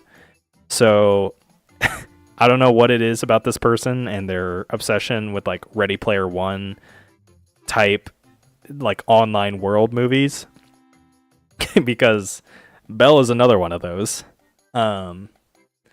where, and it's in the title, it's kind of like a retread of Beauty and the Beast as well, but just like in a new context. Banger soundtrack. I have one of the songs from this soundtrack on my workout playlist, and so you just hear this freaking uproarious, this cinematic like marching band orchestral song playing while I'm lifting heavy rock to make the sad thoughts go away. It's so good. The soundtrack is amazing in this movie. Most of it's amazing, I should say. Some of them weren't really that great. Some of them were kind of forgettable, but most of it's good. I think this is an okay movie. I think it's kind of somewhere in the middle like that. I probably would recommend it to people if they like anime movies. I think it's got a decent amount going for it. It's not as annoying as something like Ready Player One. It actually does understand the internet a bit better than something like that, even though there are some moments where it's like, yeah, people wouldn't do that. Twitter exists. I'm imagining these people as the same people on Twitter, and there's no freaking way that they would be the same. But yeah. Okay movie. It's pretty good. Killer Bean Forever, S tier. Best movie ever created. It is so inspiring. Probably, honestly, I said that there was nothing that's ever beaten the Lego Movie for me, but now that I'm thinking about it, Killer Bean has. Yeah, no, I'm just kidding. It's down here. It's... Oh, gosh, where do I even start with this movie? Oh, hello, Carson. Can I have a shout-out as your number one fan? Anyways, so... No, to answer your question, have you seen Mars Needs Moms? I have not seen Mars Needs Moms. I feel like if I sat down to watch that movie, I would just... I think I would go blind. I think that movie would actually just singe my corneas.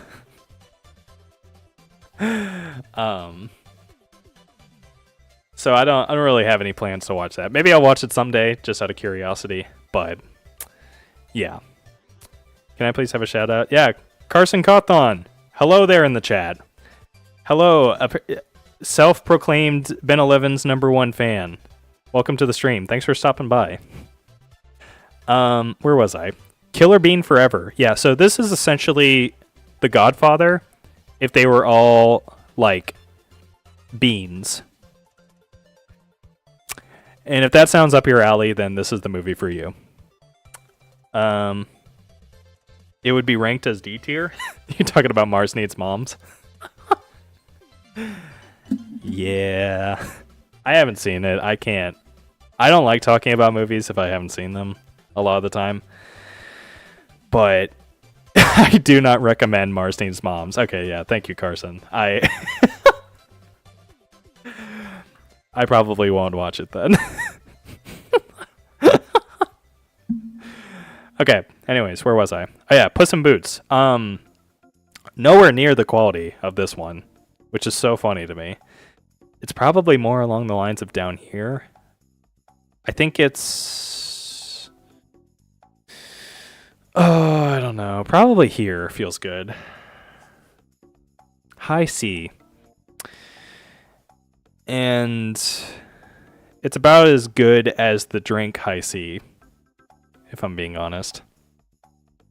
It's Puss in Boots is one of the most bland, saltine cracker, just forgettable movies I've ever seen. All I remember is that Humpty Dumpty was a character. There's a scene where it's revealed that he was following Puss all over the place, and he had like a cat costume on. That was kind of funny, I guess. But like the rest of it is so... The fact that they were able to turn this into this, it's impressive. B movie. D tier. Easiest. The B movie is... Oh my gosh. Who thought that giving Jerry Seinfeld, the worst part of Seinfeld, the full creative control to make a B movie that is composed of nothing but B puns and weird interspecies relationships? Who knew that would be bad? Oh, I wonder. Who knew? Who could have guessed? I don't know. Where is it though? It's probably pretty low. I think it's worse than the Mario Bros. Movie. Yeah, I don't think it's worse than Monsters vs. Aliens. I am tempted to see if anything will beat out Monsters vs. Aliens. There might be something. You like jazz? Okay, yeah. I get it. It's a funny... Yeah. And then there were these videos of people like reading the B movie script like in its entirety, and then every time they said B, like there's ironic humor there, but watching the movie itself is miserable. It is a awful, horrendous experience. Gosh, I hate the B movie. All right, Hotel Transylvania. How much more we got? Oh my gosh. All right, I need to get some water. Hold up.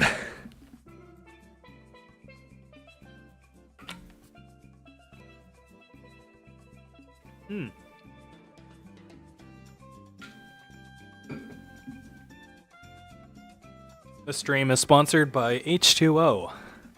Please use your Ben11 code in the description to get 15% off your next order. Okay. Hotel Transylvania is an interesting one that I've seen. I watched this whenever I was... When did I watch this? This must have been like early college whenever I saw this. Whenever I was a dumb, young go-getter. That's not really an accurate description. But Hotel Transylvania, it's a... as far as Adam Sandler movies goes, it's not terrible. I think... What do I say?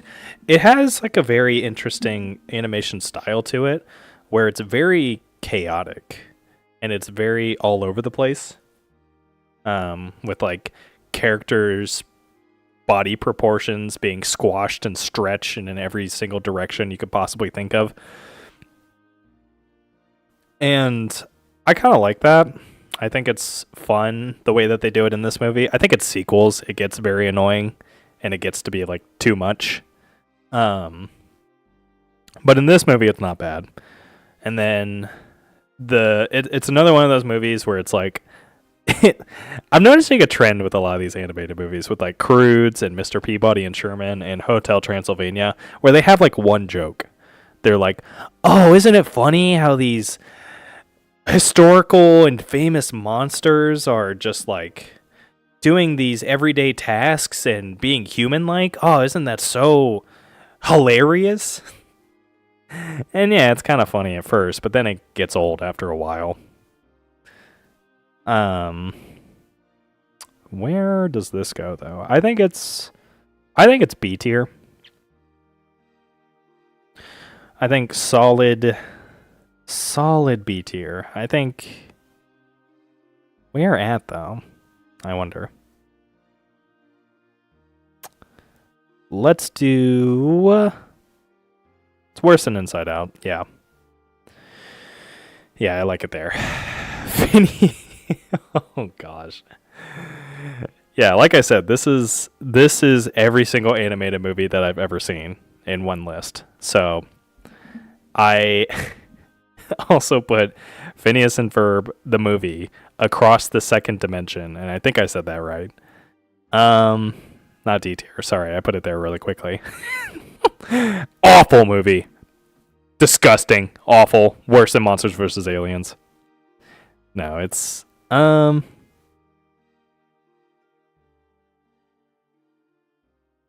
don't know, man.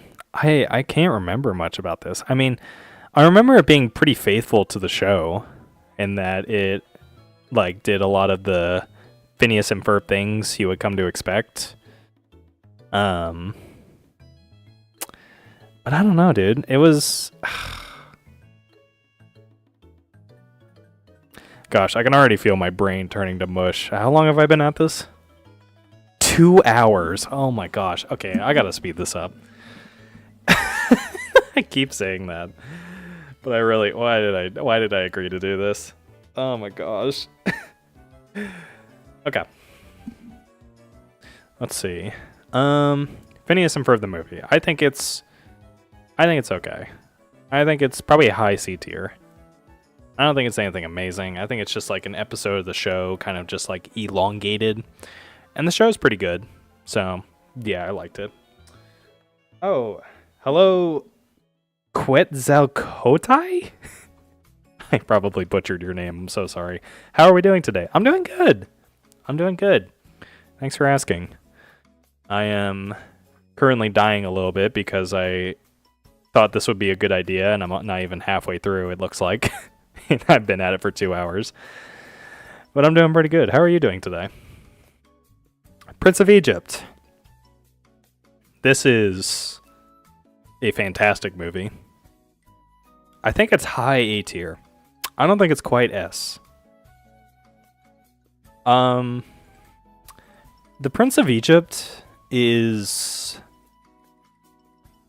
probably, it's one of those movies that I watched a lot as a kid that actually lived up to the height. It's like, you know when you go to a childhood home and you look at all the things like the countertop and you see that like, when you go to like a childhood home and you look at things like the countertop and like some of the furniture that was there before and you're like, oh my gosh, this looks so much smaller than I remember. Why is this so much smaller? But it's just because you were so much shorter as a kid. That didn't happen with Prince of Egypt. Prince of Egypt stands as tall as it did when I was a kid. I loved it when I was a kid, and I love it now. There's so much more to pick up on.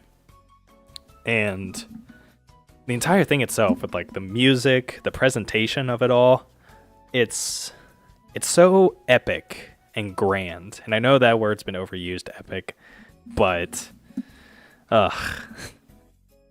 it's just so grand and so just like jaw-dropping the way that this movie is presented.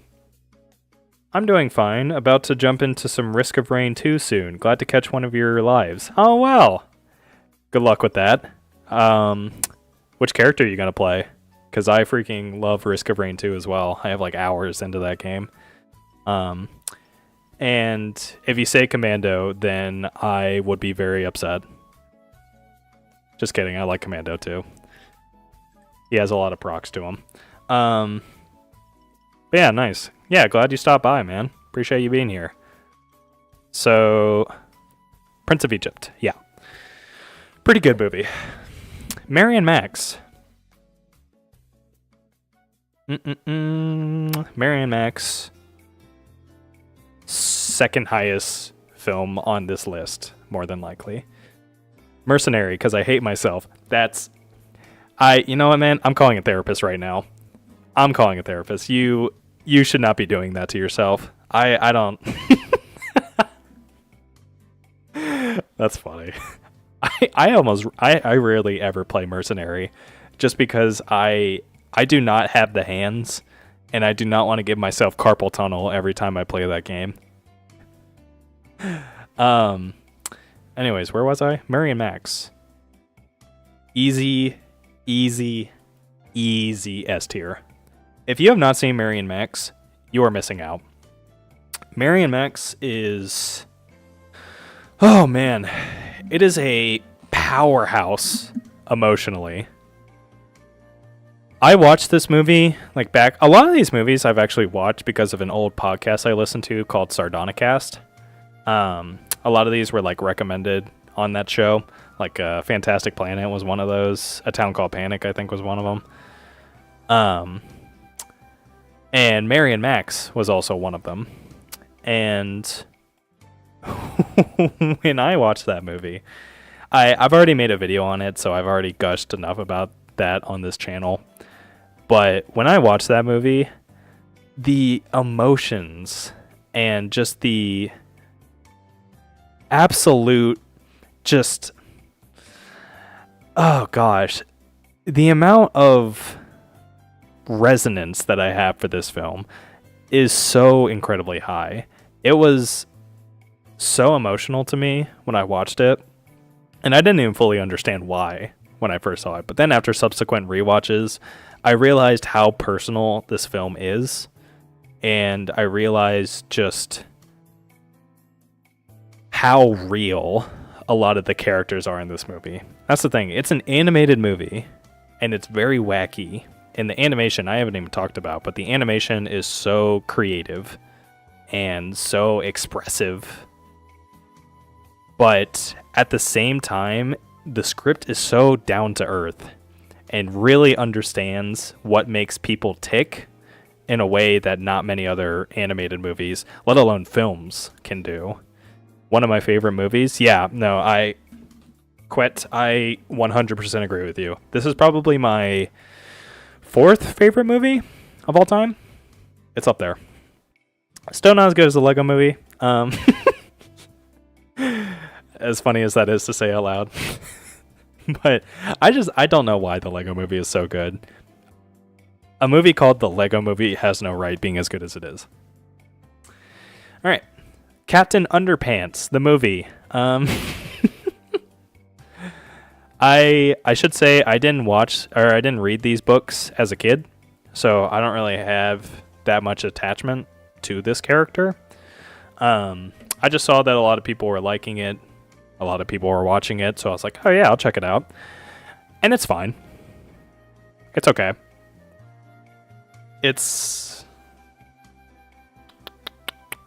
I think it's probably on the higher end.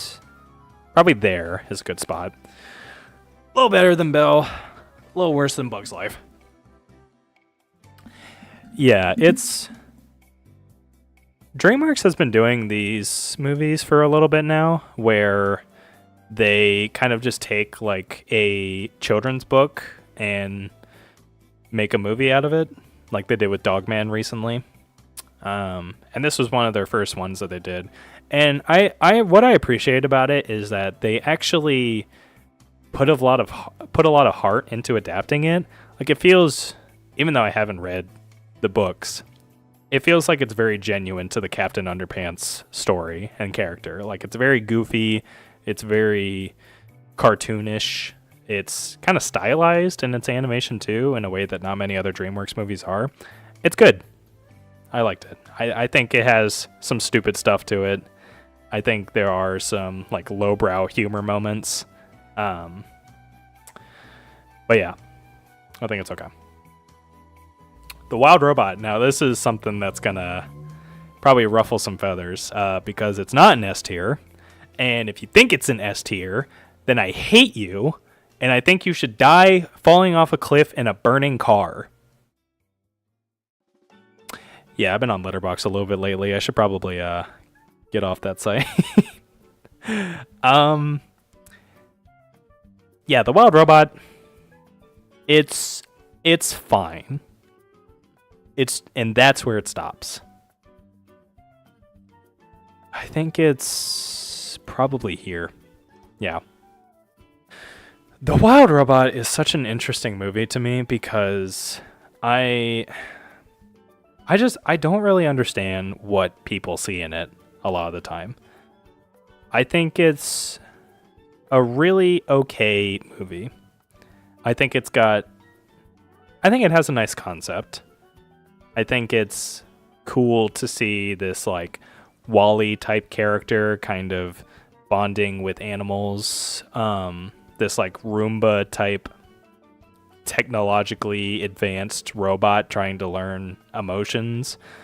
I think that's a pretty good jumping off point for the story.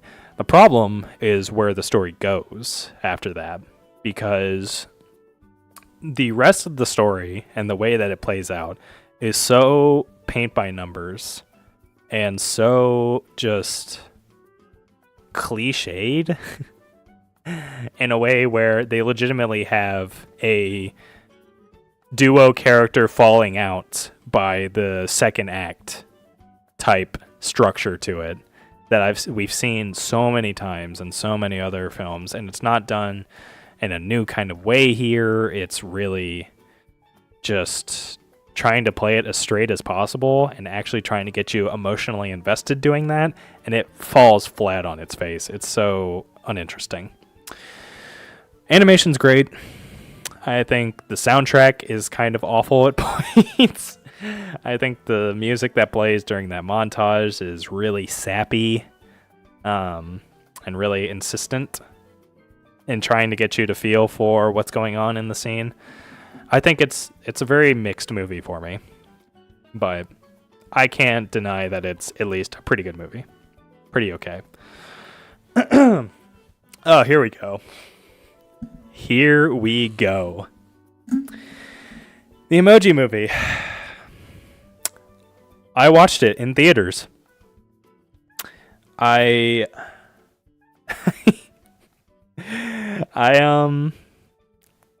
did do that, didn't I? I shouldn't have. If anyone has a time machine that I could borrow where I can just use it one time to go back and stop my high school self from going to see the Emoji Movie ironically with my friends, please. Easiest D tier in my life.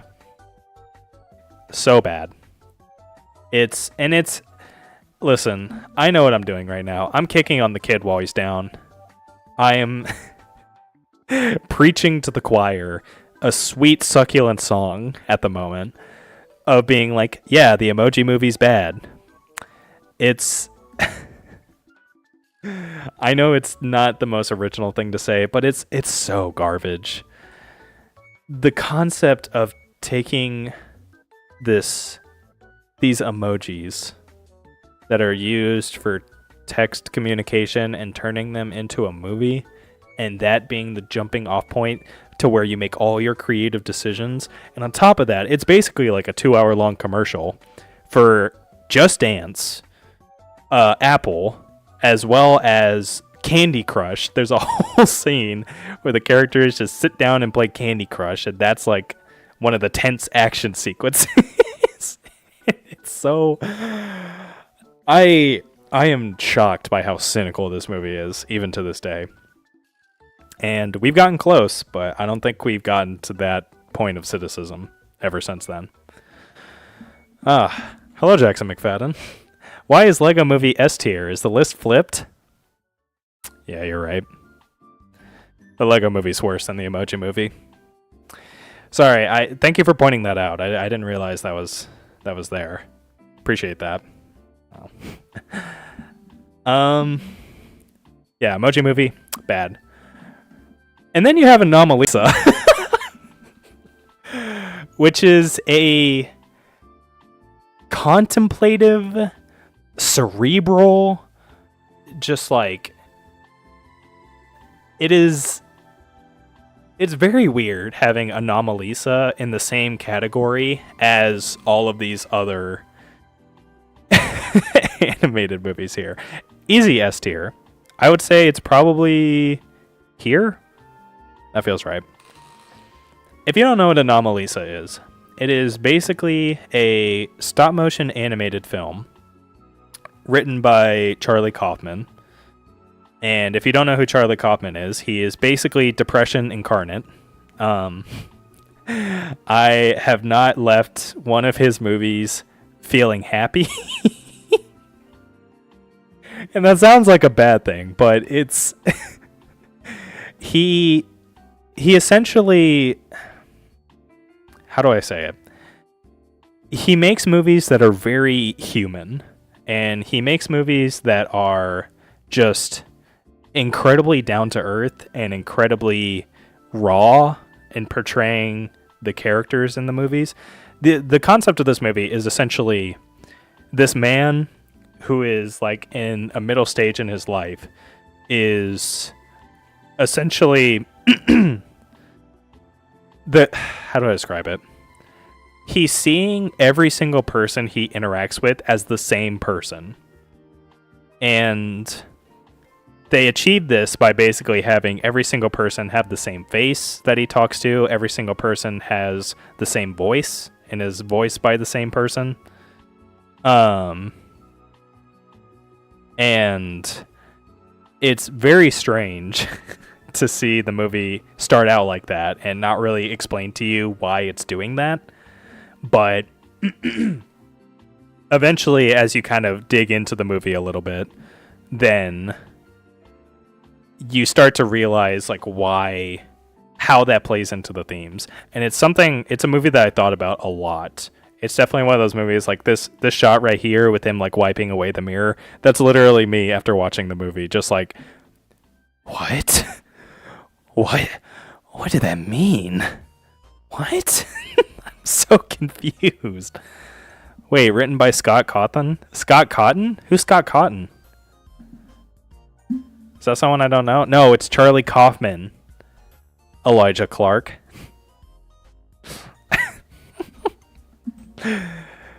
But yeah, Anomalisa, definitely check it out if you're interested. It's a very lonely movie. It's about connecting with people. And if that sounds up your alley, definitely give it a check out. Cars 3, do I have to rank this one? Cars 3 was so boring. Cars 3 was the epitome of a nothing burger. A big old burger of nothing.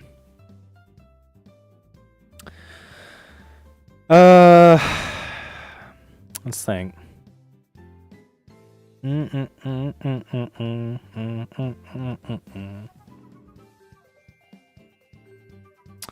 I'm thinking Cars 3 is like, it's kind of bad. Let's put it right here. Or it's not even bad. It's just like middle of the road. Ah, you see what I did there? Cars 3 is ugh. I will give it this. Cars 2 was at least a more entertaining movie than Cars 3. And now okay, hey, stop that. Stop. I see you smiling there. It's not better. That doesn't mean that it's better.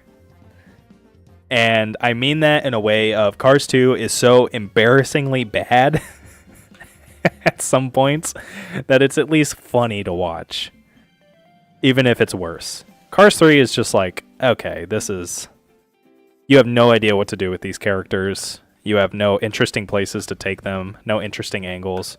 It's just a lame sports movie, honestly. It reminded me a lot of F1, actually. Which is kind of funny. But F1 is kind of like the epitome of kind of cliched sports movie. That was this. Elijah Clark said, the FMAF guy? You mean the FNAF guy? Yeah, Scott Cawthon wrote Anomalisa, a deep, cerebral, metaphorical, and analogistic animated film. That was him. I mean, Scott Cawthon, the FNAF guy, is such a good writer. He wrote such an expansive lore, and it's really well made. So, yeah, he did. Sure, he could do that. Across the Spider-Verse. Another sequel that actually lives up to the hype. I'd say let's put him like low A. Low A feels good. Maybe a little higher than that. I think Across the Spider-Verse, pretty great. I watched it recently. It was a treat to watch a movie like this in theaters because I think it was just the presentation of these movies never stops to impress me. Like, they went even harder with the presentation for this movie than they did the first, with all these like crazy pastel colors and like brush strokes in the Spider-Gwen dimension in the first half, and then you have that awesome action sequence with the Picasso like vulture. So good. So freaking good. We go from Car 3 to Spider-Verse, yeah. Yeah, Shattered Echo, that's kind of the theme of this list. We went from the Emoji Movie to Anomalisa, like an A24 kind of weirdo art house film. So, but I did say every animated movie I've ever seen. That guy is actually my cousin, the FNAF guy. Oh my gosh. Wow. Okay. That's actually really funny. Okay, yeah. Across the Spider-Verse, it's a pretty good movie. It's probably not as good as the original Spider-Verse. I think I've comfortably come to that decision because I think some of the reusage of jokes from the first movie is kind of annoying. And also, I think spoilers for this movie. I think the fact that it kind of ends on as just colossal of a cliffhanger as it does is kind of obnoxious. Or not obnoxious, sorry. It's okay. But it does like lower the quality even if just like ever so slightly. My first date was with my oh my gosh, sorry. I'm having a stroke. My first date with my wife was at that movie. Goated movie experience. It was at Across the Spider-Verse? It ended after 20 minutes because she puked 4 times out of That's wow. And now you guys are married. What a beautiful story that is. What a romantic, lovely time. It must have worked. Something must have worked with it. All right. Now we got Encanto. Pretty good. I think it's probably a solid B tier. I think it's one of the higher B tiers for sure. Probably there it feels good. I think it was nice that everyone got their pretty much everyone on Facebook got their catchphrase for the year from this movie. We don't talk about Bruno. Good for them. But besides that, I think the movie itself is actually pretty great. I think the soundtrack ranges from okay to pretty great. We don't talk about Bruno as much of a meme as it is and as overplayed as it is. I think it's a pretty good song. It's catchy. It kind of shows the personality of characters pretty well. It's a fun sequence. That's probably one of the best scenes in the movie.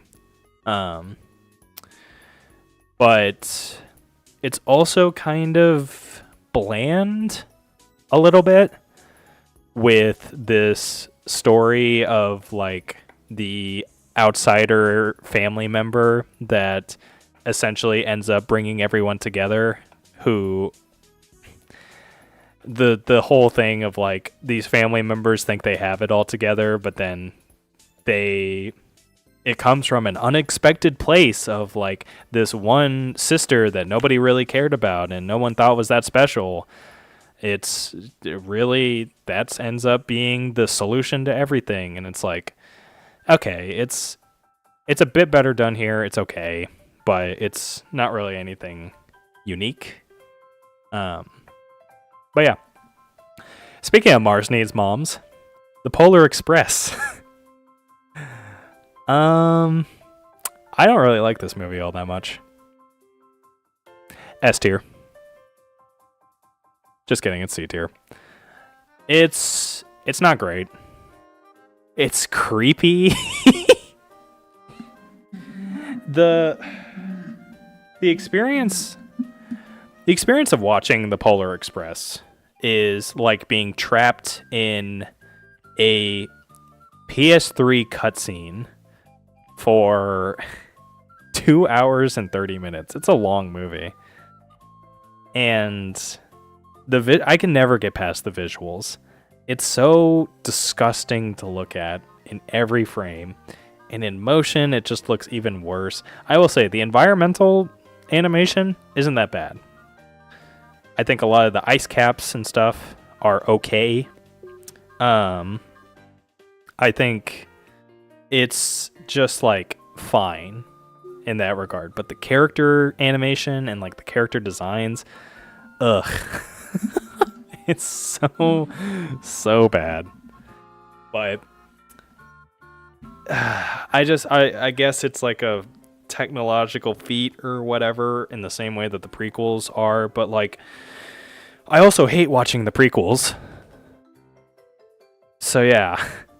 I honestly don't really care how much I'm supposed to appreciate a movie. If I don't enjoy watching it, then I just The puppet in that movie gave me nightmares. Oh. Wait, in Polar Express? I don't remember that. I don't remember a puppet. It has been a while since I've seen it, admittedly, but yeah. My brother says he hates Encanto. Wow. Okay, I don't really understand hating it. I mean, it's not awful, but it's fine. It's okay. Okay, I should probably speed up a little bit. Okay. Madagascar 2, Escape to Africa. No, sorry. Madagascar, Escape to Africa. Probably a little better than the first one.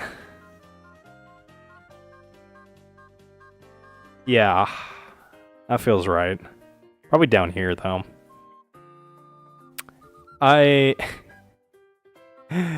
Madagascar... What is this music, by the way? Hold up. Let me see. You know what? I'll keep it. What the heck? I hope you guys enjoy the streamer-friendly video game Nintendo music. It's literally just music that I like, but I hope that you guys also like it as a nice dressing to the stream. So yeah, Madagascar, Escape to Africa. It's not great. It's pretty dull. Pretty annoying. I think the villain in particular in this movie stands out as just being so obnoxious. Like, he looks like such a douchebag. Like, just look up villain from Madagascar 2 if you're interested in knowing, and just looking at him. Like, he looks like Elvis.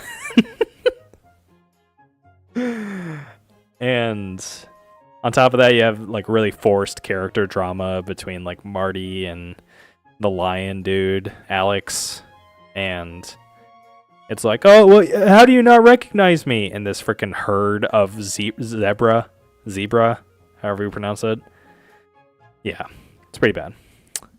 Yeah, there was a cart on the train filled with puppets. Oh my gosh, I don't remember that. Gosh, in the way that Polar Express is animated too, that sounds terrifying. Ugh. All right, Hoodwinked. Oh, Hoodwinked.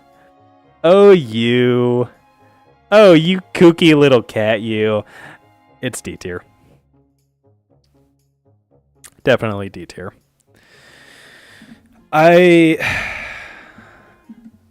This is a movie that did not age well at all. And it is very sad to rewatch this after you loved it as a kid, because it just makes you realize how unbelievably dumb you were, and just how little you deserved rights as a child. I should probably say that.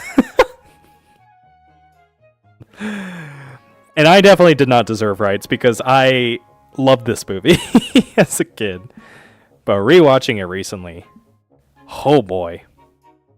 It tries to do that Shrek thing where it's like about fairy tales, but it's kind of edgy and it kind of like offers a different perspective on everything, but it just drops the ball tremendously on actually getting you to care about any of that thing. It feels like the Shrek thing was like, oh yeah, we're going to be more edgy and like have a different perspective on fantasy stuff. But that's just going to be like icing. That's just going to be an extra thing. But this is like, that was the whole point. That's the only reason they made the movie. So it's bad. Okay. Let me get some more water. I did not realize that talking for this long actually... Wow, who'd have thought? Talking for this long screws up your throat. Okay.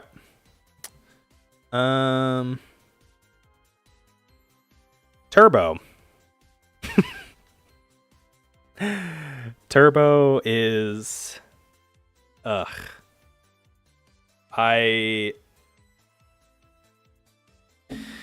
What do I do with you? Honestly, you're pretty far down. You are pretty abysmally far down. Turbo is really bad. Like, it is DreamWorks at its absolute worst. About to go see Fantastic Four, which it will basically be an animated movie with a copious amount of CGI. Yeah. Yeah, but it's going to be like How to Train Your Dragon, the live action remake, where it's not animated, it's live action, but it's still basically animated because it's just all CGI. Oh, hey, Lexus the Corgi. Can I add a movie? Do you have Sir Billy? Sir Billy? I've never heard of that. Hold on, let me look that up real quick.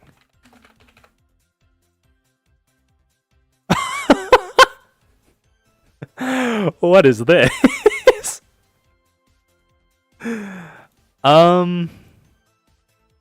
I have not seen that. I have not seen Sir Billy, but I'll add that one to the watch list, I suppose. Looks like it's got some sauce there. But yeah, I'm just doing animated movies that I've seen in this list. So this is about all I have left. So yeah, could you watch it? I mean, I'll add it to my watch list.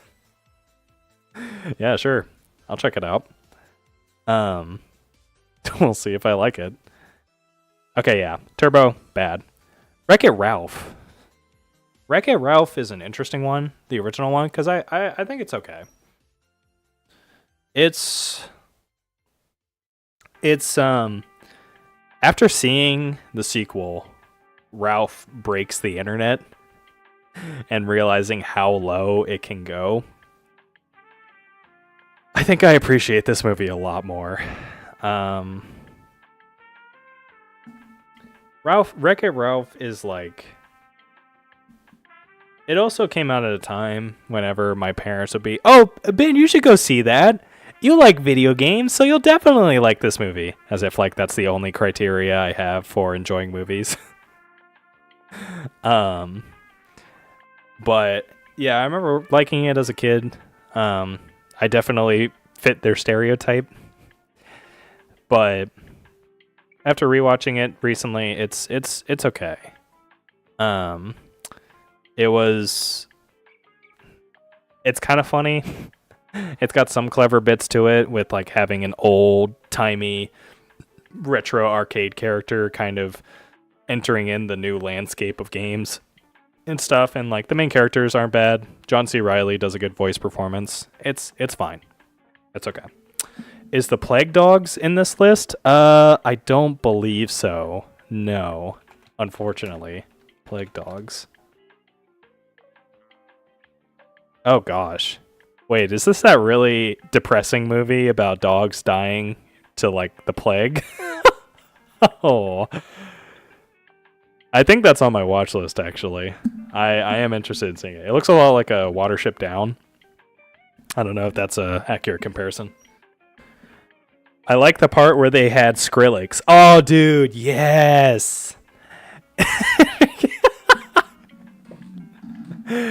That was another reason why. I legitimately had someone come up to me and be like, Ben, there was dubstep in the movie. You love dubstep. You know what? I outed myself. I like dubstep. I liked. That's liked, yes. Okay. Isle of Dogs. S tier. Very, very low S tier, but... Or not very low S tier, but pretty low S tier. But it's still S tier.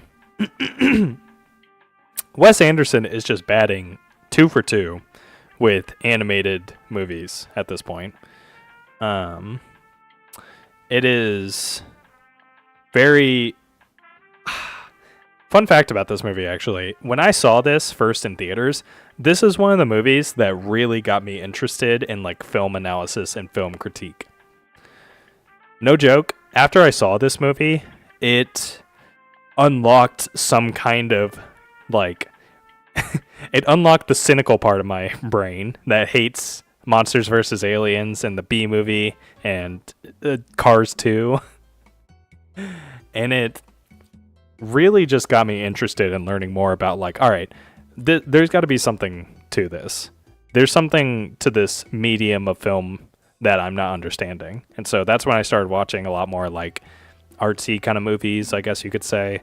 And it really like kickstarted my love of film was Isle of Dogs. Just because it's so out there. And it's such a it's so interesting the way that this film is presented. For one, the animation is fantastic. Like, I've never seen environments and like just character design that is done this incredibly well in stop motion animation in a way where it's not so clean that it looks kind of like fake and it looks like it's just CGI, but it's still got enough quality to it to where it doesn't look like amateurish, I guess. And on top of that, you got a cute little story of like a dog and a boy kind of like bonding together. And the actual dog character, it's funny because like the dog actually has more character than the boy himself, weirdly enough. It's so interesting, a lot of the different aspects of it. So yeah, I think Monsters vs. Aliens is a 6 out of 10 movie. You know what? I'm going to ban you for that. No, it's... I would have to say that I respectfully disagree. Do you have Sausage Party on here? I do not. I have not seen Sausage Party. As many, like, middle school sleepovers as I was a part of, Sausage Party was never the film of choice, unfortunately. Okay, Finding Dory. Finding Dory is kind of mid. It's probably where does Finding Dory go? Finding Dory is like what I was expecting Toy Story 2, Kung Fu Panda 2, and How to Train Your Dragon 2. This is what I was expecting it to be. Kind of just like a lazy cash grab of a sequel. It's right around here with like Cars 3, I would say. Boy in the World. Probably high B tier. Definitely high B tier. If you don't know what Boy in the World is, it's essentially I think it's Brazilian film that essentially has no dialogue in it and just tells the story through the amazing visuals in the movie. The whole thing kind of feels like a souped up version of a crayon drawing in a way, where there's like this childhood wonder to the art style that fits really well with the story of like a kid going into this big city all alone and being like so overwhelmed and confused by it. I watched this like 6 years ago though, so I don't really remember too much about it. But that's pretty much the gist that I can give about it. It's okay. Bad Guys. It's all right. It's pretty good. I think it's better than a lot of the other stuff that DreamWorks has put out recently, and a lot of stuff Pixar's put out recently, if I'm being honest. But it's not. It's nothing to take your shoes off at the front door for, if that makes any sense. I saw your letterbox and it scares me. Yeah? Why does it scare you? Is it because I gave Monsters vs. Aliens a 2 out of 10 or whatever it was? Yeah, The Bad Guys. Probably the best part about it is the animation. It's kind of channeling a lot of the style that you would expect from something like Spider-Verse or Puss in Boots: The Last Wish. And I think it's... I don't know. The actual story itself, how dare you rate Fred 2 out of 10? It's at least a 4 out of 10. Oh, listen, we're just getting into numbers at this point. Yeah, so The Bad Guys, it's okay. It is fine. Trolls. Fun fact about this movie, I watched it with my dad, and this man unironically said that Trolls is his favorite movie of all time.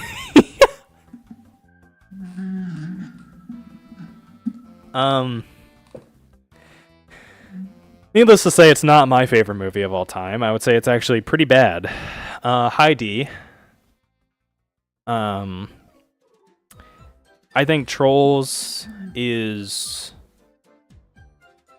feels like being trapped in a dark room with a disco ball in the middle with multiple colored lights being strobed into it while it's spinning as fast as humanly possible. And needless to say, I think that is not the most fun thing to sit through. I'll leave it at that. I think you should check out my Letterboxd. Yeah, okay. Yeah, I could do that. Yeah, let me know what it's called. I'll check it out later. I like Serbian film. Me and him would get along. Isn't that like the movie that's banned in every country? Oh, so basically autism and ADHD together for Trolls. Yeah. Pretty much everything in the DSM, every single mental disorder that's out there. Yeah, that is all of them crammed into one. That's the experience of watching Trolls. But yeah, now we have Klaus, which is a Christmas movie. Amazing animation. Animation is undoubtedly the best part, and the story itself is actually pretty okay. I think it's borrowing a lot from movies like Emperor's New Groove, with the main character that's very similar to Kuzco, but I think it's honestly better in some ways. I think low A tier for Klaus. Low A tier. It avoids a lot of the Christmas movie cliches, even though some of them are still there. Like the third act and the way that conflict is resolved is kind of lame. And like the villains in that movie, they're okay. They're fine. They're nothing to write home about. But other than that, everything else, some of the best animation I've seen in a movie. Oh my gosh, it blends 2D and 3D. And it's just a really nice looking movie. Wow, okay. Okay, let's see here. All right. Now we have Illumination's The Grinch.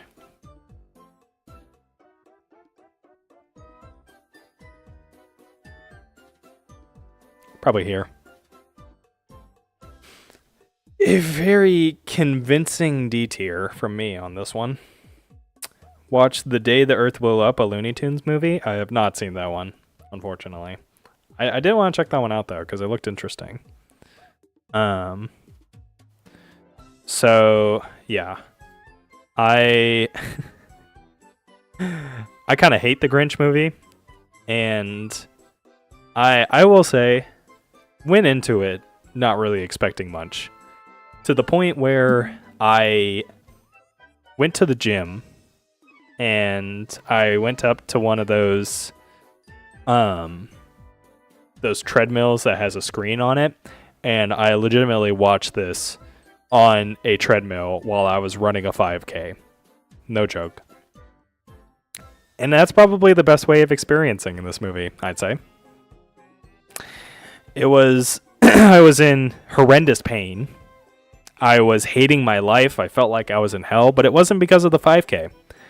It was because of this awful movie that was in front of my eyes.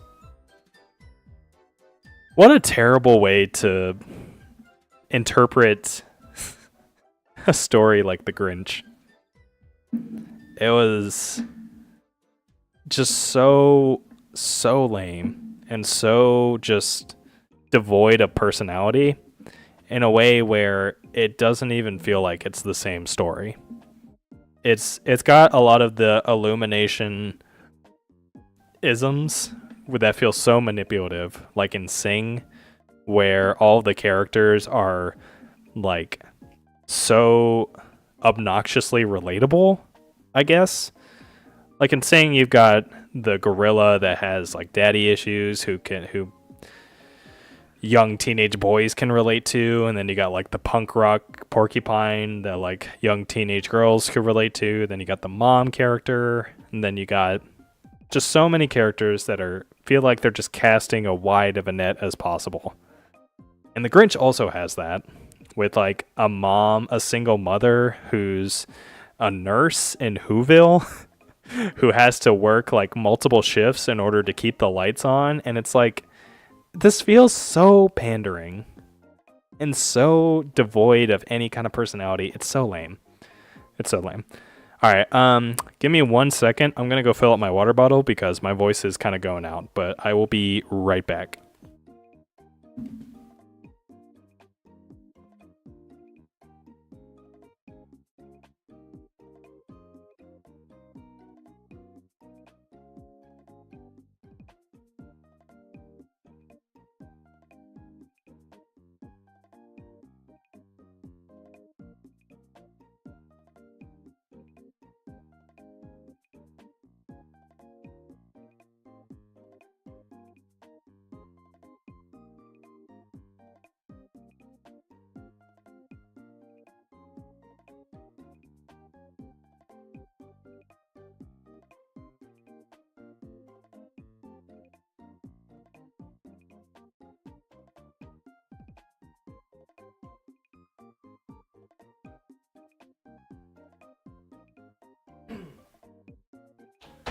Okay. I'm back. Okay. Just gotta power through this. I'm starting to think this was a bad idea. Okay. I'm about halfway there. We can do this. We can do this. All right. Incredibles 2. I'm trying, and I'm also trying not to cheat right now and just like throw things into random tiers. And I'm actually trying to think about this a little bit. So, yeah. Okay, so Incredibles 2. We've got a sequel to one of the most beloved Pixar movies of all time. And it's a B tier. Like a low B. Probably like right here. This is probably where I'll put it, yeah. It's got a lot of issues to it. But it's also not the worst thing in the world, as a lot of people say it is. I don't think it's like a complete cash grab, but it definitely feels like a cash grab in some ways. I think I think a lot of the action sequences in this film are really well done. And I think that a lot of the new characters that they added kind of contribute to that with like crazy powers that they use creatively in the said action sequences. And I think the problems start to arise whenever you look into the actual story itself, because they basically commit character assassination on not one, but like 3 of the Incredibles. Namely, the main guy, Bob, who is like this weird, like spiteful kind of superhero now at this point, who's actively trying to root against his wife while she's doing superhero stuff because he wants to be in the spotlight. And it's so like, I don't know. I get what they were going for with, oh, this head of the household character isn't used to not being the head of the household, and he's used to being the one who's getting stuff done. But it's like, it doesn't feel right. It doesn't feel like the same character, honestly. And I'll leave it at that. Shrek the Third. A really annoying movie.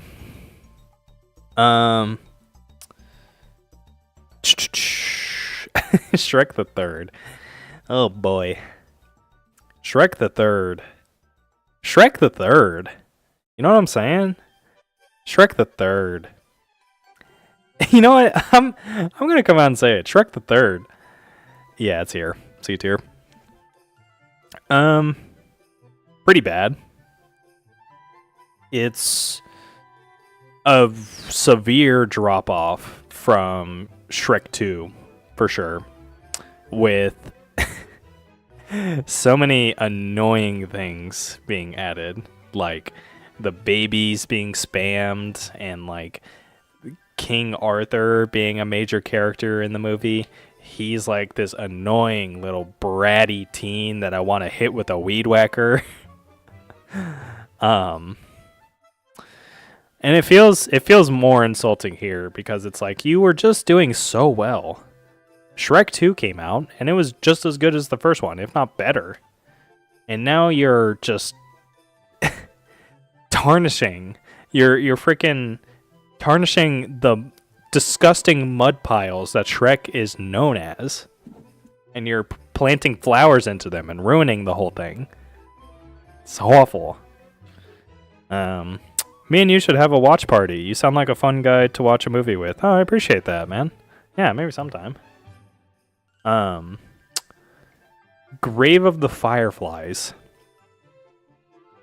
Really happy-go-lucky, chipper little watch this is.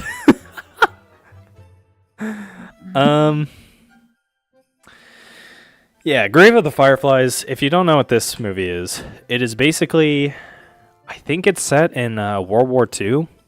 There's some war going on in Japan, where there are bombs being dropped on this like section of Japan that these characters are situated in, and it essentially follows a brother and his little sister who are orphans, and it is their journey of trying to find a place to rest, a place to just like a place for shelter, a place to live, because they're just down on their luck. And this is the most appropriate music to be playing while I describe this. Do do do do do do do. Yeah, it's a depressing movie, but it's really well done, and it's very much an anti-war movie in showing the experience of individuals within a war. Very well done. It's also a Ghibli movie. But yeah, got a Discord server? I do not, unfortunately. Maybe I'll make one day though.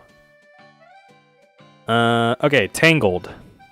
Tangled is interesting. I think a lot of people in my generation are head over heels for this film.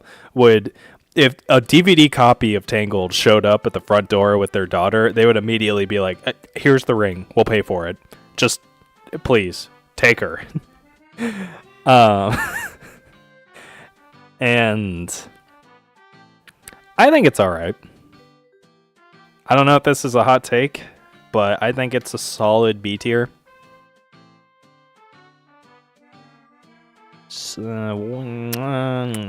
Probably. I would say that Tangled is better than Captain Underpants. And that's the kind of just intellectually stimulating film discussion you're tuning in for right now. Sorry, I'm having trouble with my mic right now. Tech guy! There we go. Now it's tightened. Okay. Now it won't fall off again. Hopefully. Okay. So, let's see here. Surf's Up.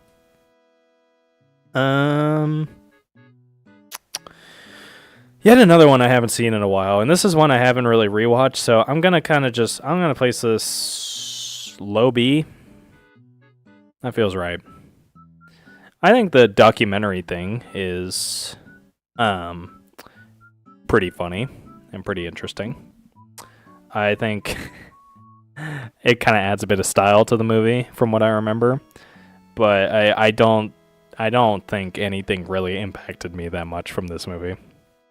So it's a solid B tier. Okay. You know what? I'm going to give you some glorious movie recommendations. You seem like a guy who likes some great movies. Oh, well. I try. Watch Finding Jesus 2020. I've never heard of that. Okay. I will make note of that. And then an absolutely remarkable animated movie about the wandering life of a fish who needs to find his love for Christianity. Wow.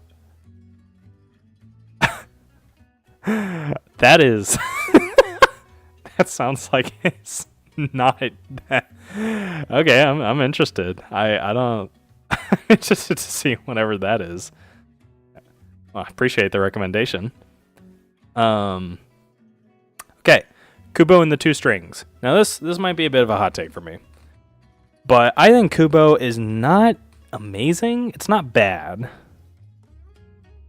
Honestly, low B is what I'm thinking for this guy. Kubo has a lot of things going for it. But there's also... It's one of these annoying situations where the animation is so good. And it's so pretty to look at. And it's a literal just Picasso painting for every frame. And yet the story itself does not do it any favors. The story is like... has annoying characters, bland, just like... It's really... I don't know. I'm having trouble thinking of like... Oh my gosh, I still have so many movies. I keep looking down and seeing how many movies are left, and I'm like, oh, my heart sinks a little bit. Why did I agree to do this?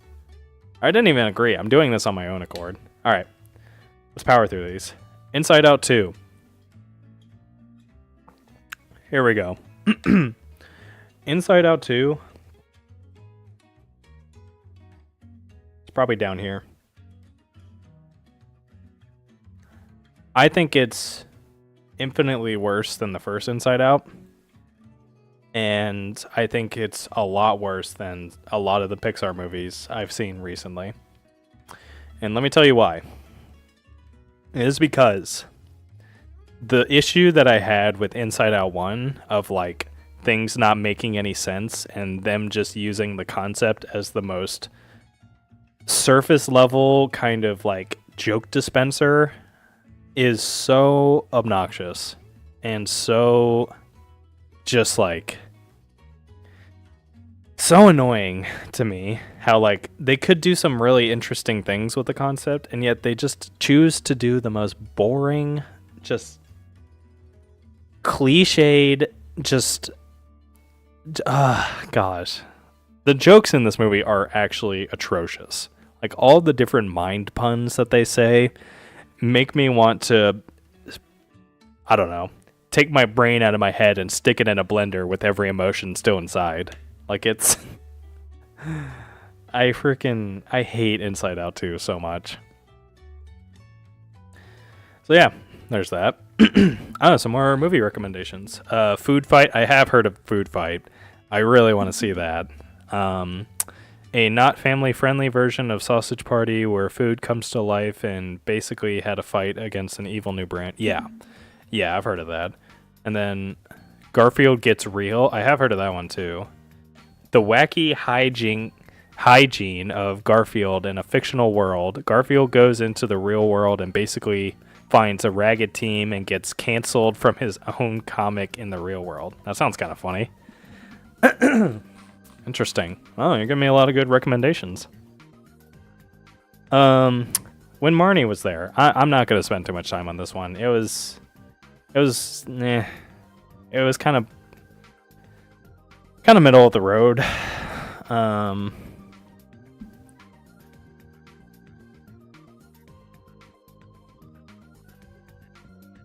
Yeah, that feels right.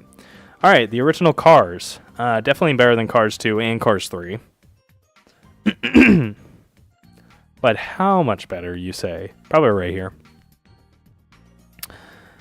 Cars 1 is the peak of the Cars franchise. And that's kind of embarrassing for a trilogy.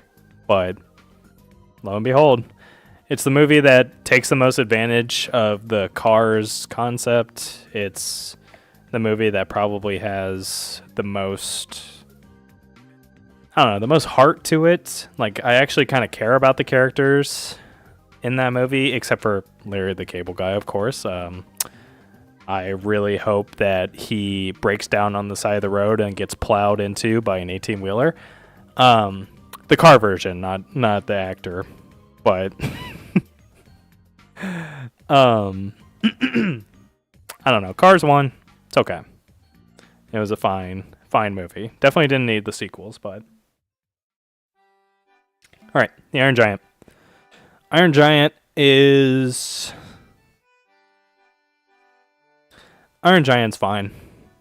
Wait, what am I saying? No, it's not. It's great. Definitely A tier. Probably a high A, honestly. Iron Giant probably goes... Is it S tier? Do I put it as S tier? Excuse me. Yeah, I'll probably put it as S tier. I think I like Iron Giant that much. I think this is like the first movie I would show to my kid whenever they start getting interested in film, or if they start getting interested in film. Don't worry, I'm not going to be one of those parents where my kid tells me they want to dance and I'm like, no, you have to like the things that I like. But the Iron Giant would be one of the first movies I feel like I would show my kid. So I feel like it has just the right amount of peril, just the right amount of heart, and just the right amount of, like, well done filmmaking, I guess, to be, like, the perfect kids movie. Watch The Queen's Corgi. Oh, and then you gave a description. Okay. I think I've heard of The Queen's Corgi, actually. I think I Hate Everything, who I watch, did a video on that. So that's where I heard of that from. That might actually be on my watch list already. So, but thank you for reminding me that that exists. Oh, this is my jam. Okay. Zootopia.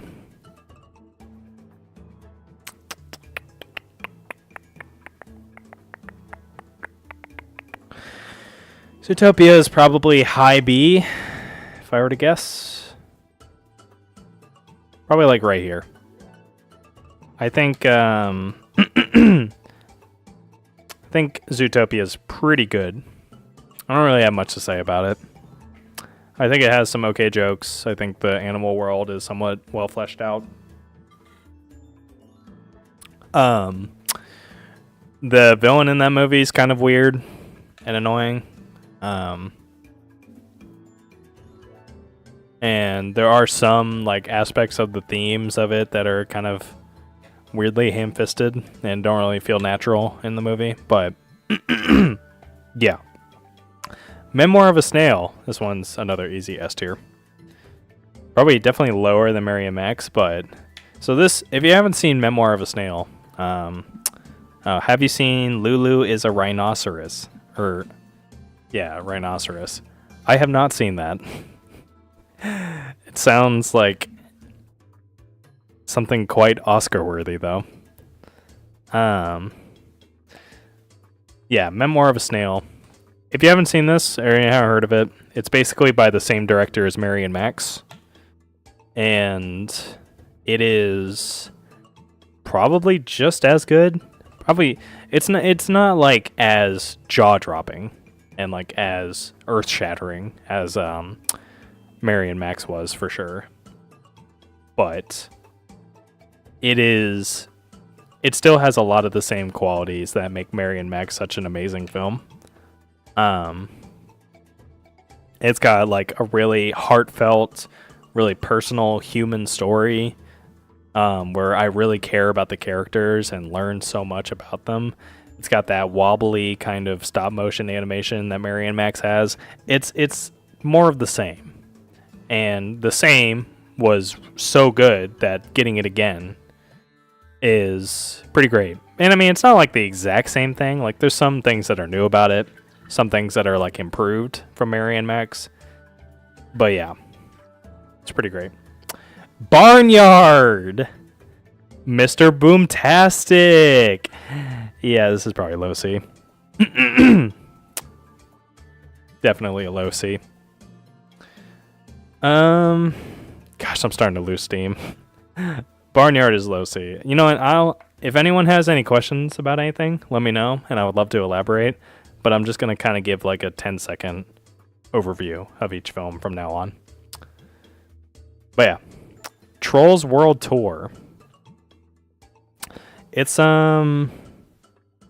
definitely better than the first Trolls, but not by much. That feels right. Yeah, I think Trolls World Tour is it definitely, I don't know. I think there's something about it that's more enjoyable with like the world building and how they like incorporate different genres of music into the story, and it's not just like sickening pop music the whole time. There's something about that that really makes it more enjoyable. But it still has a lot of the same issues of like really dumb characters and annoying jokes that like the first one has. So Spider-Man Into the Spider-Verse. Definitely S tier for this one. 100%. This movie changed the game, and I doubt I would be able to like say anything new, and I doubt I would be able to like communicate just how amazing this film is right now. But it really changed the medium of animation in a great way. It made it so that it's okay to be stylized. It's okay to be new and fresh with your visual language. And it's also okay to have really interesting characters. That definitely wasn't the main part. The animation's the main part that it opened doors for. But on top of that, it's just like a great story. Very relatable main character who's very down to earth. Yeah. Iconic. The Lego Batman movie. Where do you go? Probably here. I don't think it's quite A tier. I think it has a lot of things about it that are amazing. Like a lot of the stuff basically that I borrowed from the Lego movie. Like the stop motion animation. I think a lot. It's kind of a love letter to the Batman character. And in that way, it feels very genuine. But other than that, I think its humor is a bit more childish than it is in the Lego movie. And I think some of the visuals look a little not great with like realistic water and clouds and stuff, kind of taking me out of the pre-established how like everything's made of Legos. It's I've got some minor nitpicks, but overall it's pretty good. Kung Fu Panda, the original. Honestly, I like the second one more. So I'd probably put it here. Still A tier. Still a great movie. And has no right being as good as it is with that awful title. Similar to How to Train Your Dragon. How to Train Your Dragon does not sound like it's a good movie at all. And yet it is. Onward.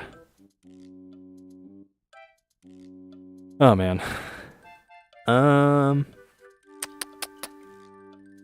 Onward, onward, onward. Onward, you son of a gun. I'll put you here. Slightly better than the Pokemon movie. Or not even that. Slightly worse than the Pokemon movie. This was another movie that came out where Pixar just like kind of stopped caring about their concepts. Like this is a movie where the concept of it is really what's holding it back. It's not even something like Cars where you could say, oh, it's a nice concept, but they just kind of like executed it poorly. No, Onward is like, let's take fantasy characters and put them in the real world. Yippee! And then you got like Tom Holland and Chris Pratt playing these characters they really shouldn't be playing and not doing a great voice acting performance. It's not that great. Curious George. Now I know what you're thinking. It's definitely S tier. And I refuse to elaborate anymore. Happy Feet. Happy Feet is... Oh, man.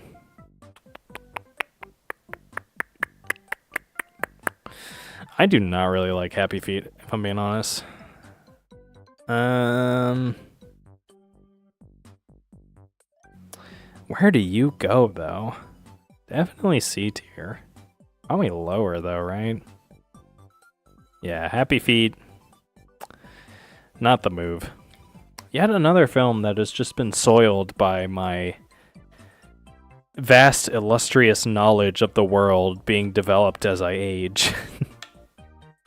Yeah, there's a lot of not great stuff about this movie. I can't even really put it to words, honestly. It's just something about Happy Feet just does it. It feels off.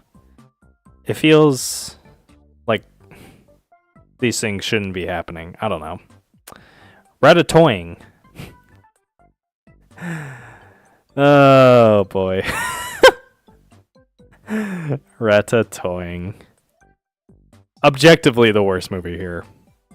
It's not even a movie. It's a intern school project.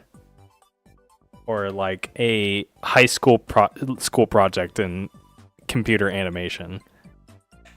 I don't know why I watched it, but I was curious, and it ended up being exactly what I was expecting it to be. Excuse me. Where's Ratatouille? Oh, it's there. Okay. Ratatouille is in here.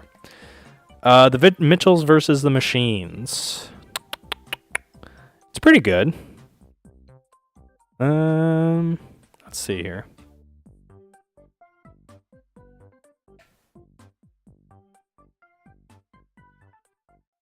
Okay.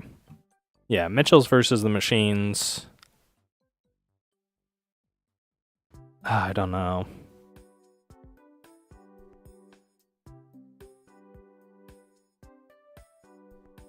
I think you will go... I think it's okay. Probably here. Yeah. I think the style's fun. It's a pretty off the walls, bonkers movie. But it definitely suffers from a lot of kids movie isms. And it goes a little far sometimes into being like just not funny, I guess. It doesn't really have a lot of self-awareness, I guess I should say, in a lot of aspects. But yeah, that's probably where it'll go. Shrek. Classic. It's pretty great. I would say Shrek probably goes here. Yeah, that feels right. You need to go down a little bit, for sure. Yeah, Bad Guys is right down here with Captain Underpants. The Bob's Burgers movie.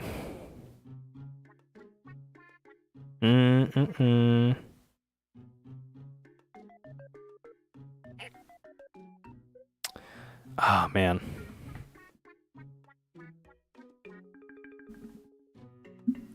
See, like, I think the Bob's Burgers movies did a pretty good job at like differentiating itself from the show. But at the same time, it didn't really feel like a movie, I guess. Even that differentiation didn't go far enough to make it actually turn into something that is pretty like film standard, I guess. But it's pretty good. It was enjoyable. Sing 2. D tier. Pretty much, how many Illumination movies do we have in here now? We got The Grinch, Secret Life of Pets, Mario Bros, Sing 2, Minions. Yeah, it's such an easy D tier for me. Sing 2 is so cynical. Doesn't have an original bone in its body and is literally just there for you to watch funny animals sing, I guess, for lack of a better term. But yeah. All right. I'm starting to lose steam. But I can get through this. I can do this. Luca. Luca is an okay movie.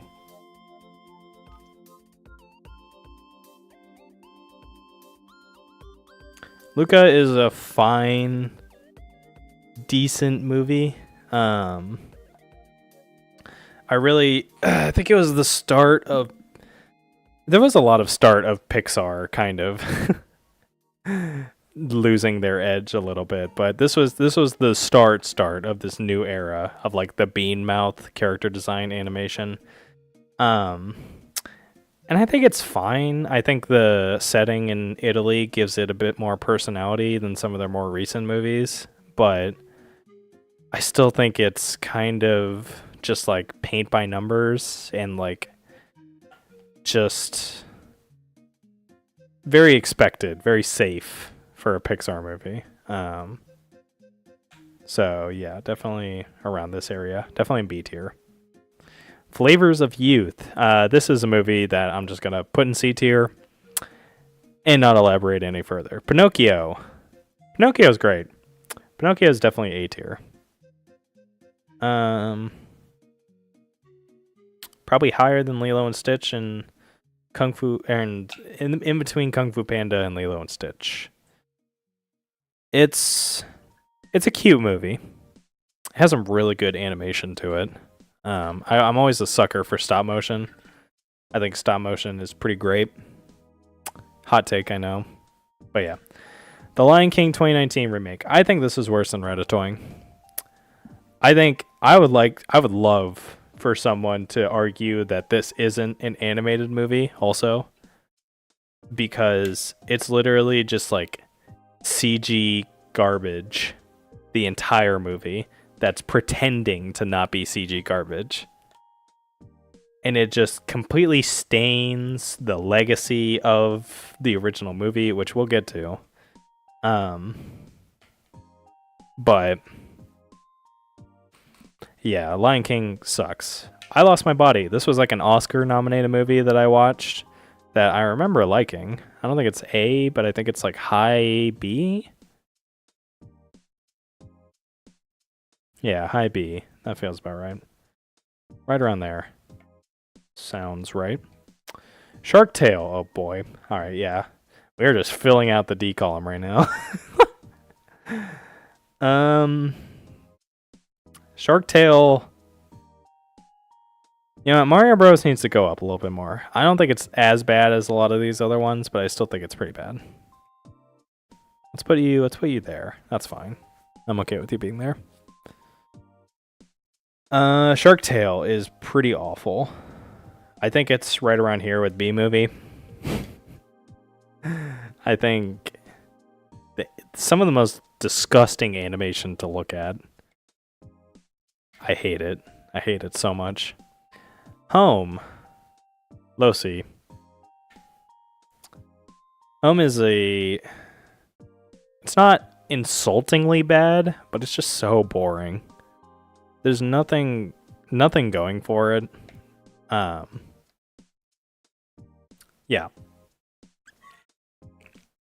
How to Train Your Dragon 3.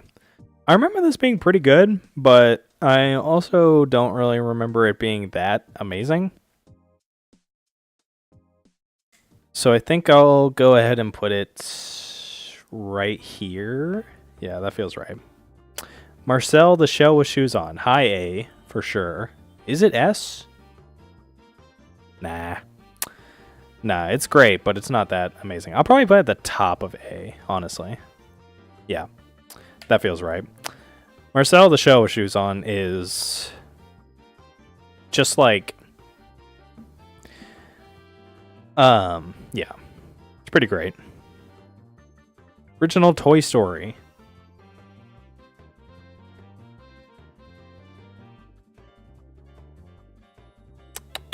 Where'd I put it? Definitely a high A. Probably higher than Toy Story 2, for sure. Probably right here. In between Fantastic Planet and Cloudy with a Chance of Meatballs. Wow.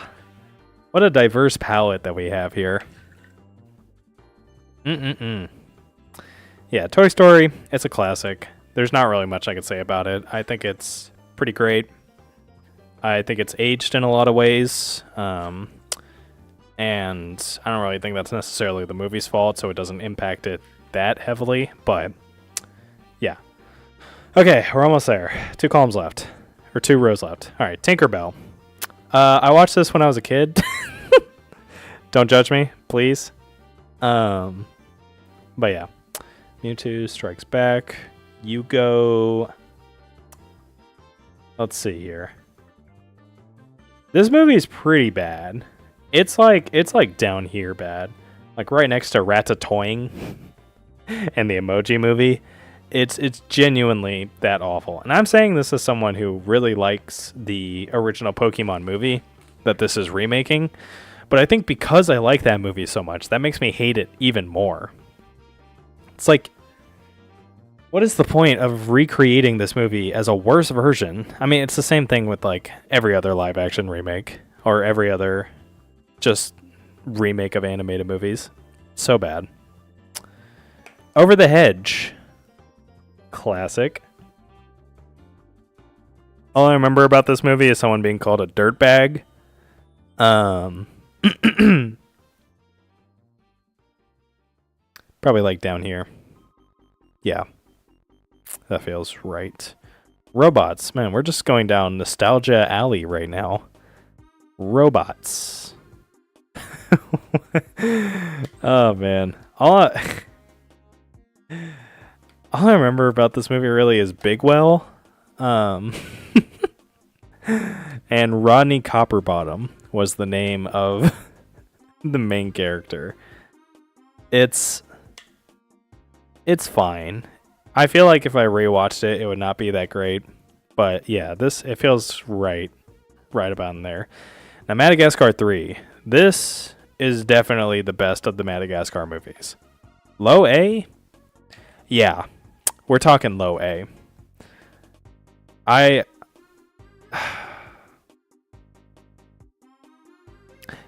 honestly, yeah. No, not that good, but it's pretty good. Madagascar 3 is the best of the Madagascar movies, hands down. It is the one that has the most creativity to it. It is the one that has the most insanity to it. Like, oh my gosh, the villain character, the French lady, she's so funny. I love that movie so much. Moana, kind of middle of the road. I think Moana is fine. I think it has some S tier scenes, like the Tamatoa scene is really weird and cool for a kids movie. But I definitely think the rest of the movie kind of falls a little flat and kind of like doesn't really show you much new. So I think right next to Bob for Bob's Burgers for B tier. Horton Hears a Who. I do not remember much about this movie. I'm just going to put you in high C tier and then call it a day. Ralph Breaks the Internet. Oh boy. Definitely S tier. Remember when I said that I watched The Grinch on a treadmill? Ralph Breaks the Internet was another one of those. It's a treadmill movie. It's a movie that I want to put on as a distraction away from the immense torture that I'm putting my body through as I'm exercising. And I really could not be bothered to watch it with my full attention because this is a movie that does not understand the internet in the slightest. It is a movie that has a cameo from the ukulele apology girl. And I think that just says everything that you need to know about it. Ice Age. Oh boy.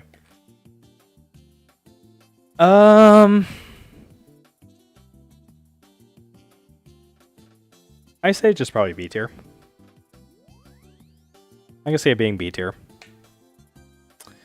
Yeah. I'm thinking B tier. High B? I think it's okay. I think the first Ice Age has some enjoyable stuff about it. I think Diego is pretty cool in that movie. I think he is a fun character. Probably up here. That's where I would put Ice Age. Freebirds. It's time to get turkey off the menu. It's time to get turkey off the menu, everyone. Freebirds is so bad. Probably not as bad as a lot of these other D tier movies, but Freebirds is, I remember watching this as like this event at my school was happening and they were like, let's all get together and watch this new movie, and I was like, oh, what movie? Freebirds. Great. I didn't like it then and I doubt I would like it now. It's only gotten worse as time has gone on in my memory. So, Soul is pretty good. Soul was like, is it probably A tier. You know, I'll call it A tier. Soul was like the movie that came out that made me realize that Pixar was actually run by human beings and not lizard people. Where there were parts about this movie that actually had some personality to them. Similarly to like early Pixar. So yeah, I really enjoyed that. I really liked a lot of the city sequences. I liked how the main character was like a jazz musician, and I just kind of liked the main character in general. I think some of the stuff with like the weird otherworldly dimension kind of falls a little flat, but overall, I think the movie does a pretty good job at like capturing old Pixar that they didn't do at all after that point. So, Princess and the Frog, great movie. Probably high B. High B, yeah. High B around like, yeah, right there feels about right. What a great movie. And it's so annoying that it didn't do well. because yeah, I think Princess and the Frog was definitely a turning point for Disney business wise, in them just like giving up on traditionally animated movies. Even though people like this movie, I mean, they literally opened up a theme park ride about it. People like it. But yeah, I love the main two characters. I think they have a lot of good chemistry with each other. I think the voodoo doctor villain is iconic. Nice personality of the movie, being in the bayou of Louisiana. It's fun. It's a good movie. Wish more people saw it, for sure. Big Hero 6, probably high C.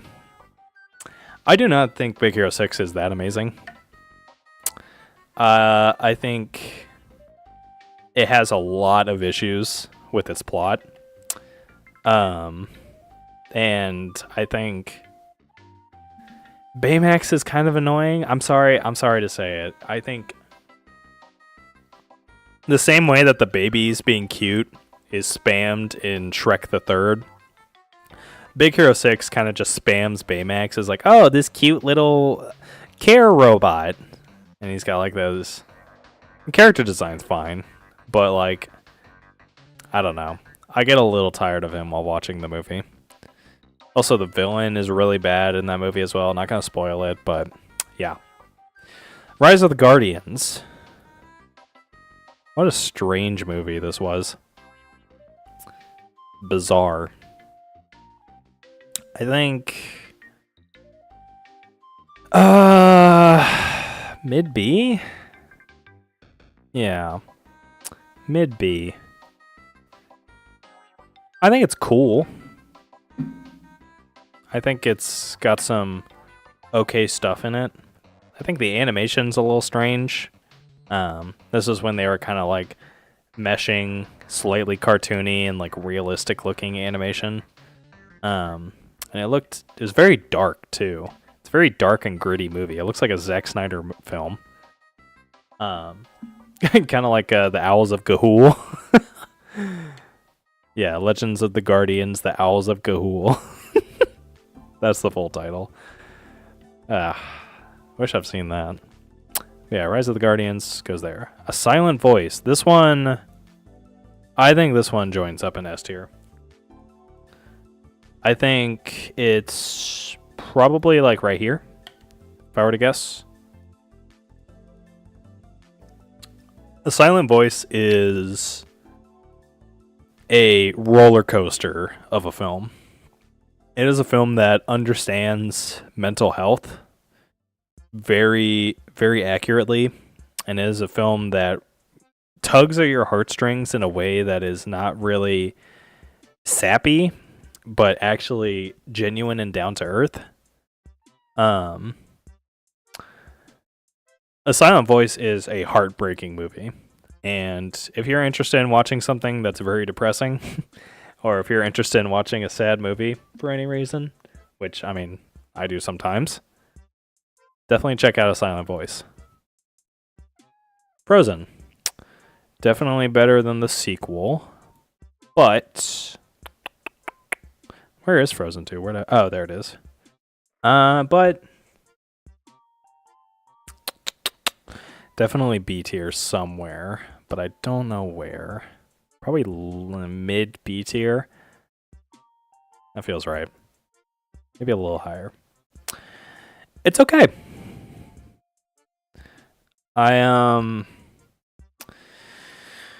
Obviously, as done to death as it is, the soundtrack is nice.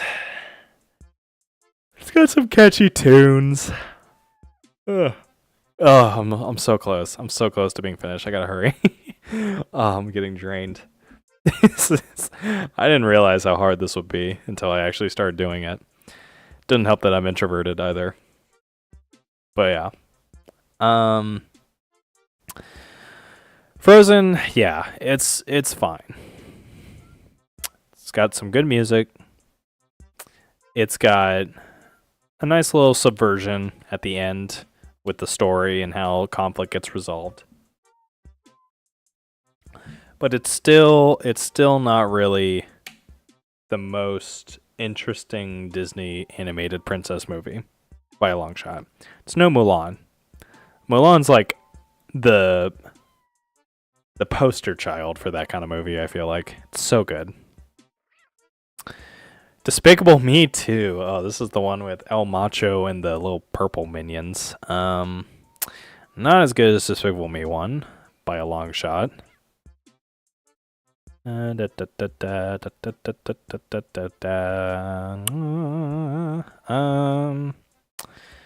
here. Here feels good.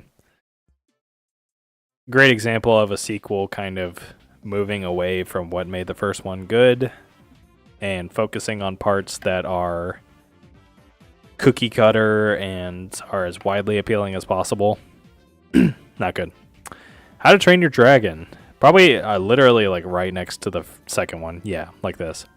I think I like the first one a little bit better. Excuse me. But this one is definitely just as good. Pretty good. Great movie. Still haven't seen the live action remake because I don't want to torture myself, but it's pretty awesome. Okay. Kiki's Delivery Service. Let's power through it. This is the last one. Kiki's Delivery Service. High A. Really fun. Cool little, like, what's the word? It's a cool, like, down-to-earth movie. It's kind of just, like, following characters as they go through their lives and they go through their day-to-day experiences. And it also has, like, a little bit of a fantastical element to it to make it just add a little bit of spice. And I really love that kind of storytelling, where it's like showing the real world struggles of like fantasy characters. It's cool. And the animation and soundtrack are majestic. So good. So good. Chicken Little, D tier. Freaking hate this movie. This movie's so obnoxious. Chicken Little, it's not as bad as a lot of the other stuff in D tier, but it's really bad.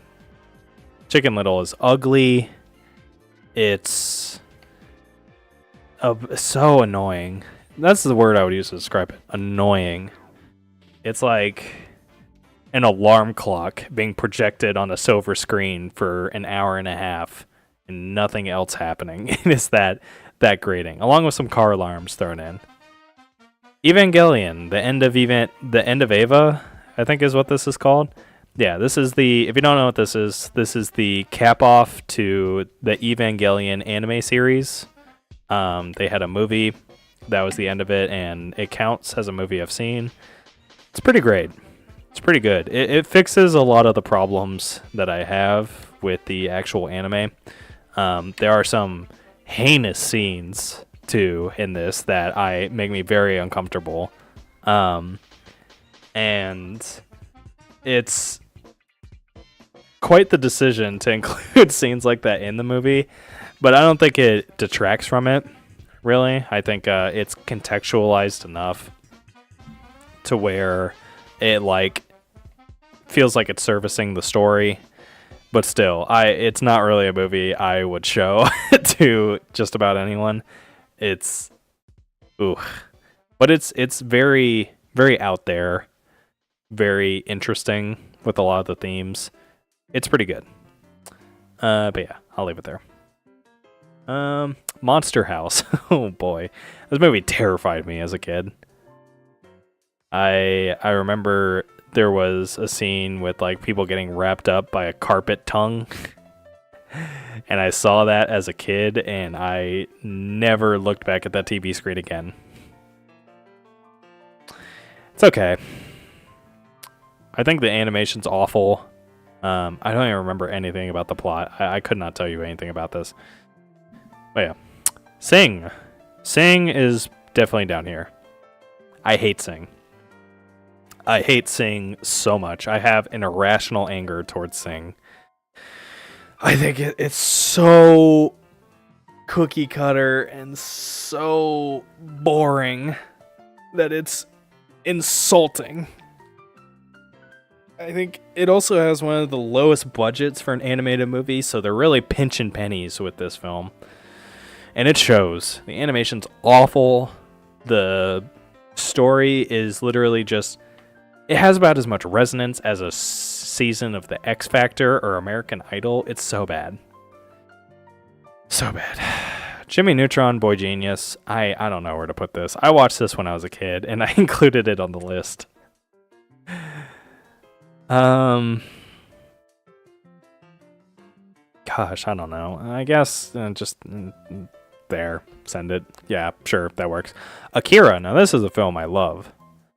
Akira is an anime movie that is about a boy who gets psychic powers, but doesn't know how to control them.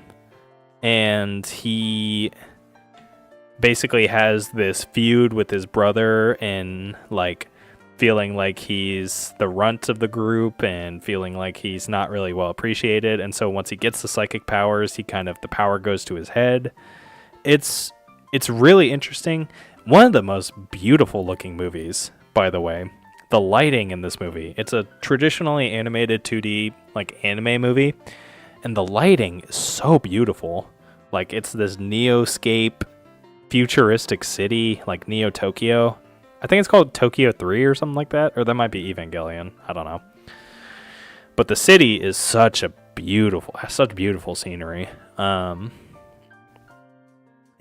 it's probably... Marcel should be down a little bit. That feels right. But yeah. Okay. The Lego Ninjago movie, not great. Definitely down here with the Lorax and Mr. Peabody himself. Mr. Poobody and Peeman. Peabody and Peeman. Shrek 2, I don't know what I'm talking about at this point. Shrek 2 is a movie. Is it better than the original, though? You decide! Shrek 2, right there. Shrek 2, that feels good. Shrek 2, too fast, too Shrek. Angry Birds movie. Do I put it in D tier? Yeah, I do. One of the first video game atrocities to be dropped to silver screens, and it is not paving the way for anyone well. There's something about these, like, awful kids movies that just really get under my skin with how just abrasively annoying they are. Like, they think loud and obnoxious equals funny, and the Angry Birds movie really falls under that category with just how obnoxious, oh my gosh, how atrocious some of the jokes are in that movie. I don't even know if I want to call them jokes. Rango. Rango's great. I love Rango. I think Rango...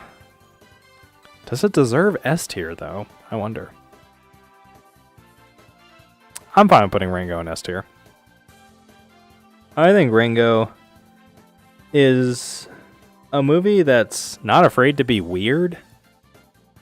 It's a movie that has beautiful animation to it.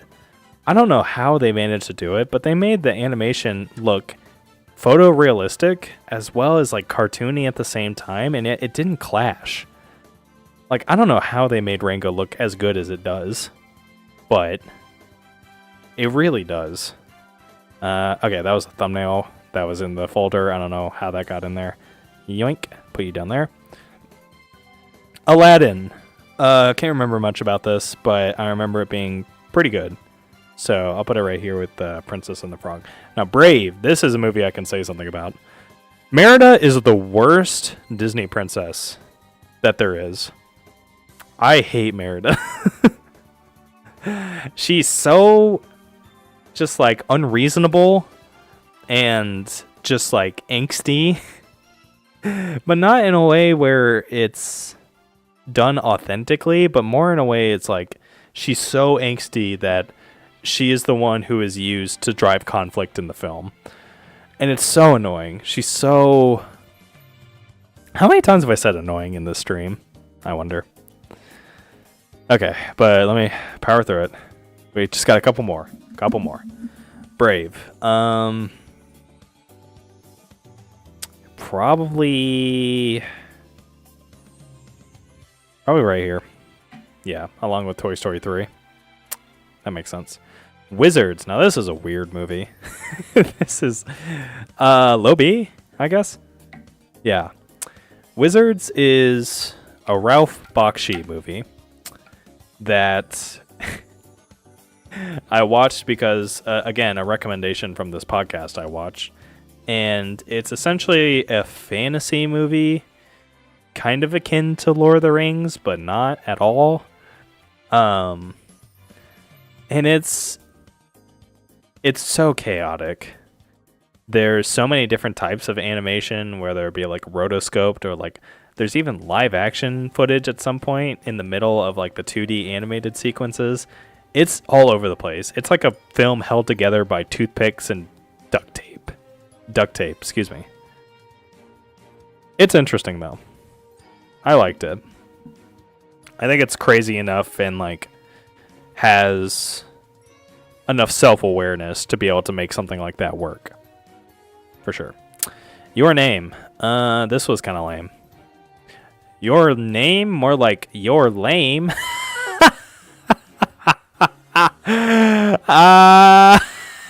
Low B tier. Tarzan. I have not seen this in forever, but I remember it being great. So we'll put you up here with the other Disney movies that are along those lines. Treasure Planet. Okay, I really like this movie. Probably low A, if I were to guess. Yeah, along here with Klaus and Soul. And Evangelion. Ratatouille. Okay, this is easy S tier. But where, though? I think Monsters, Inc. should go down a little bit. Like down here. And then Ratatouille should be like right there. Ratatouille is Pixar's best movie. Hands down.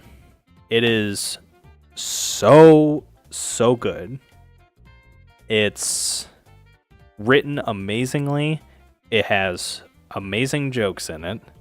It has characters that I actually kind of care about.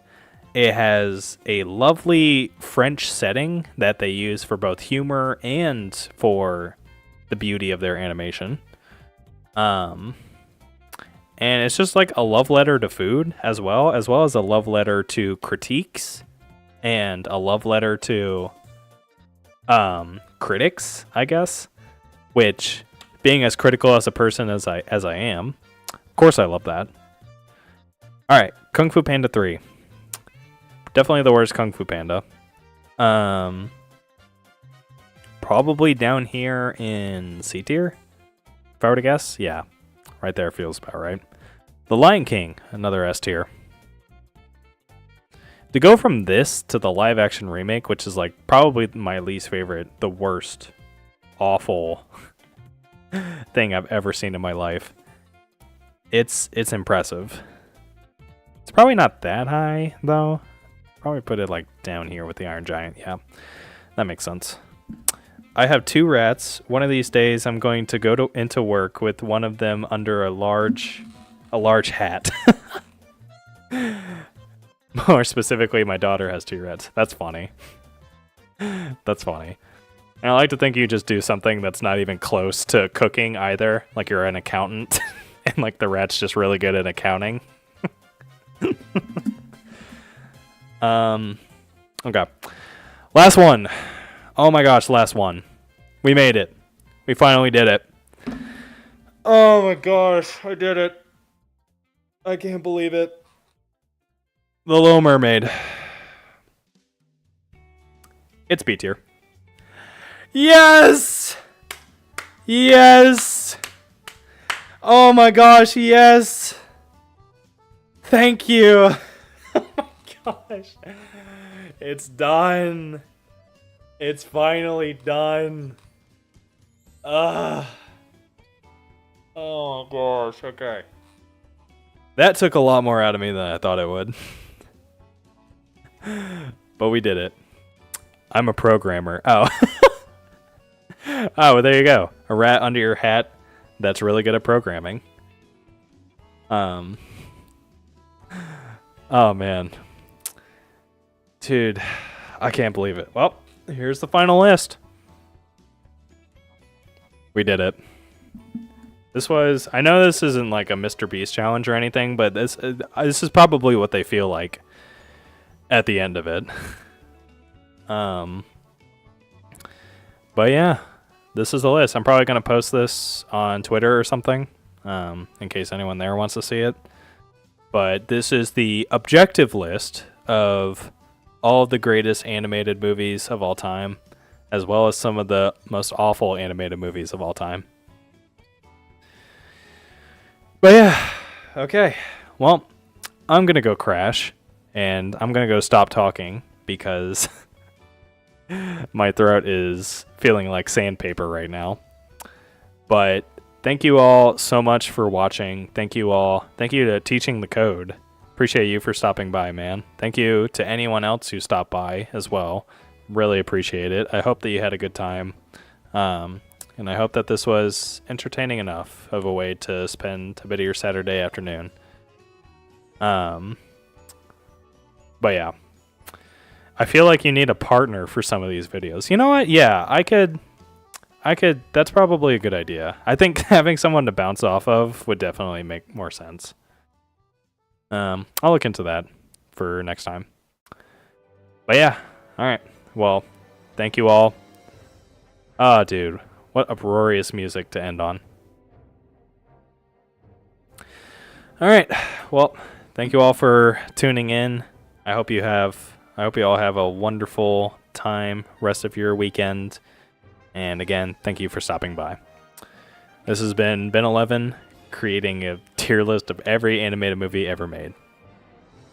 I hope that I did well. We'll see. All right. Well, bye-bye. Hope you all have a good rest of your weekend.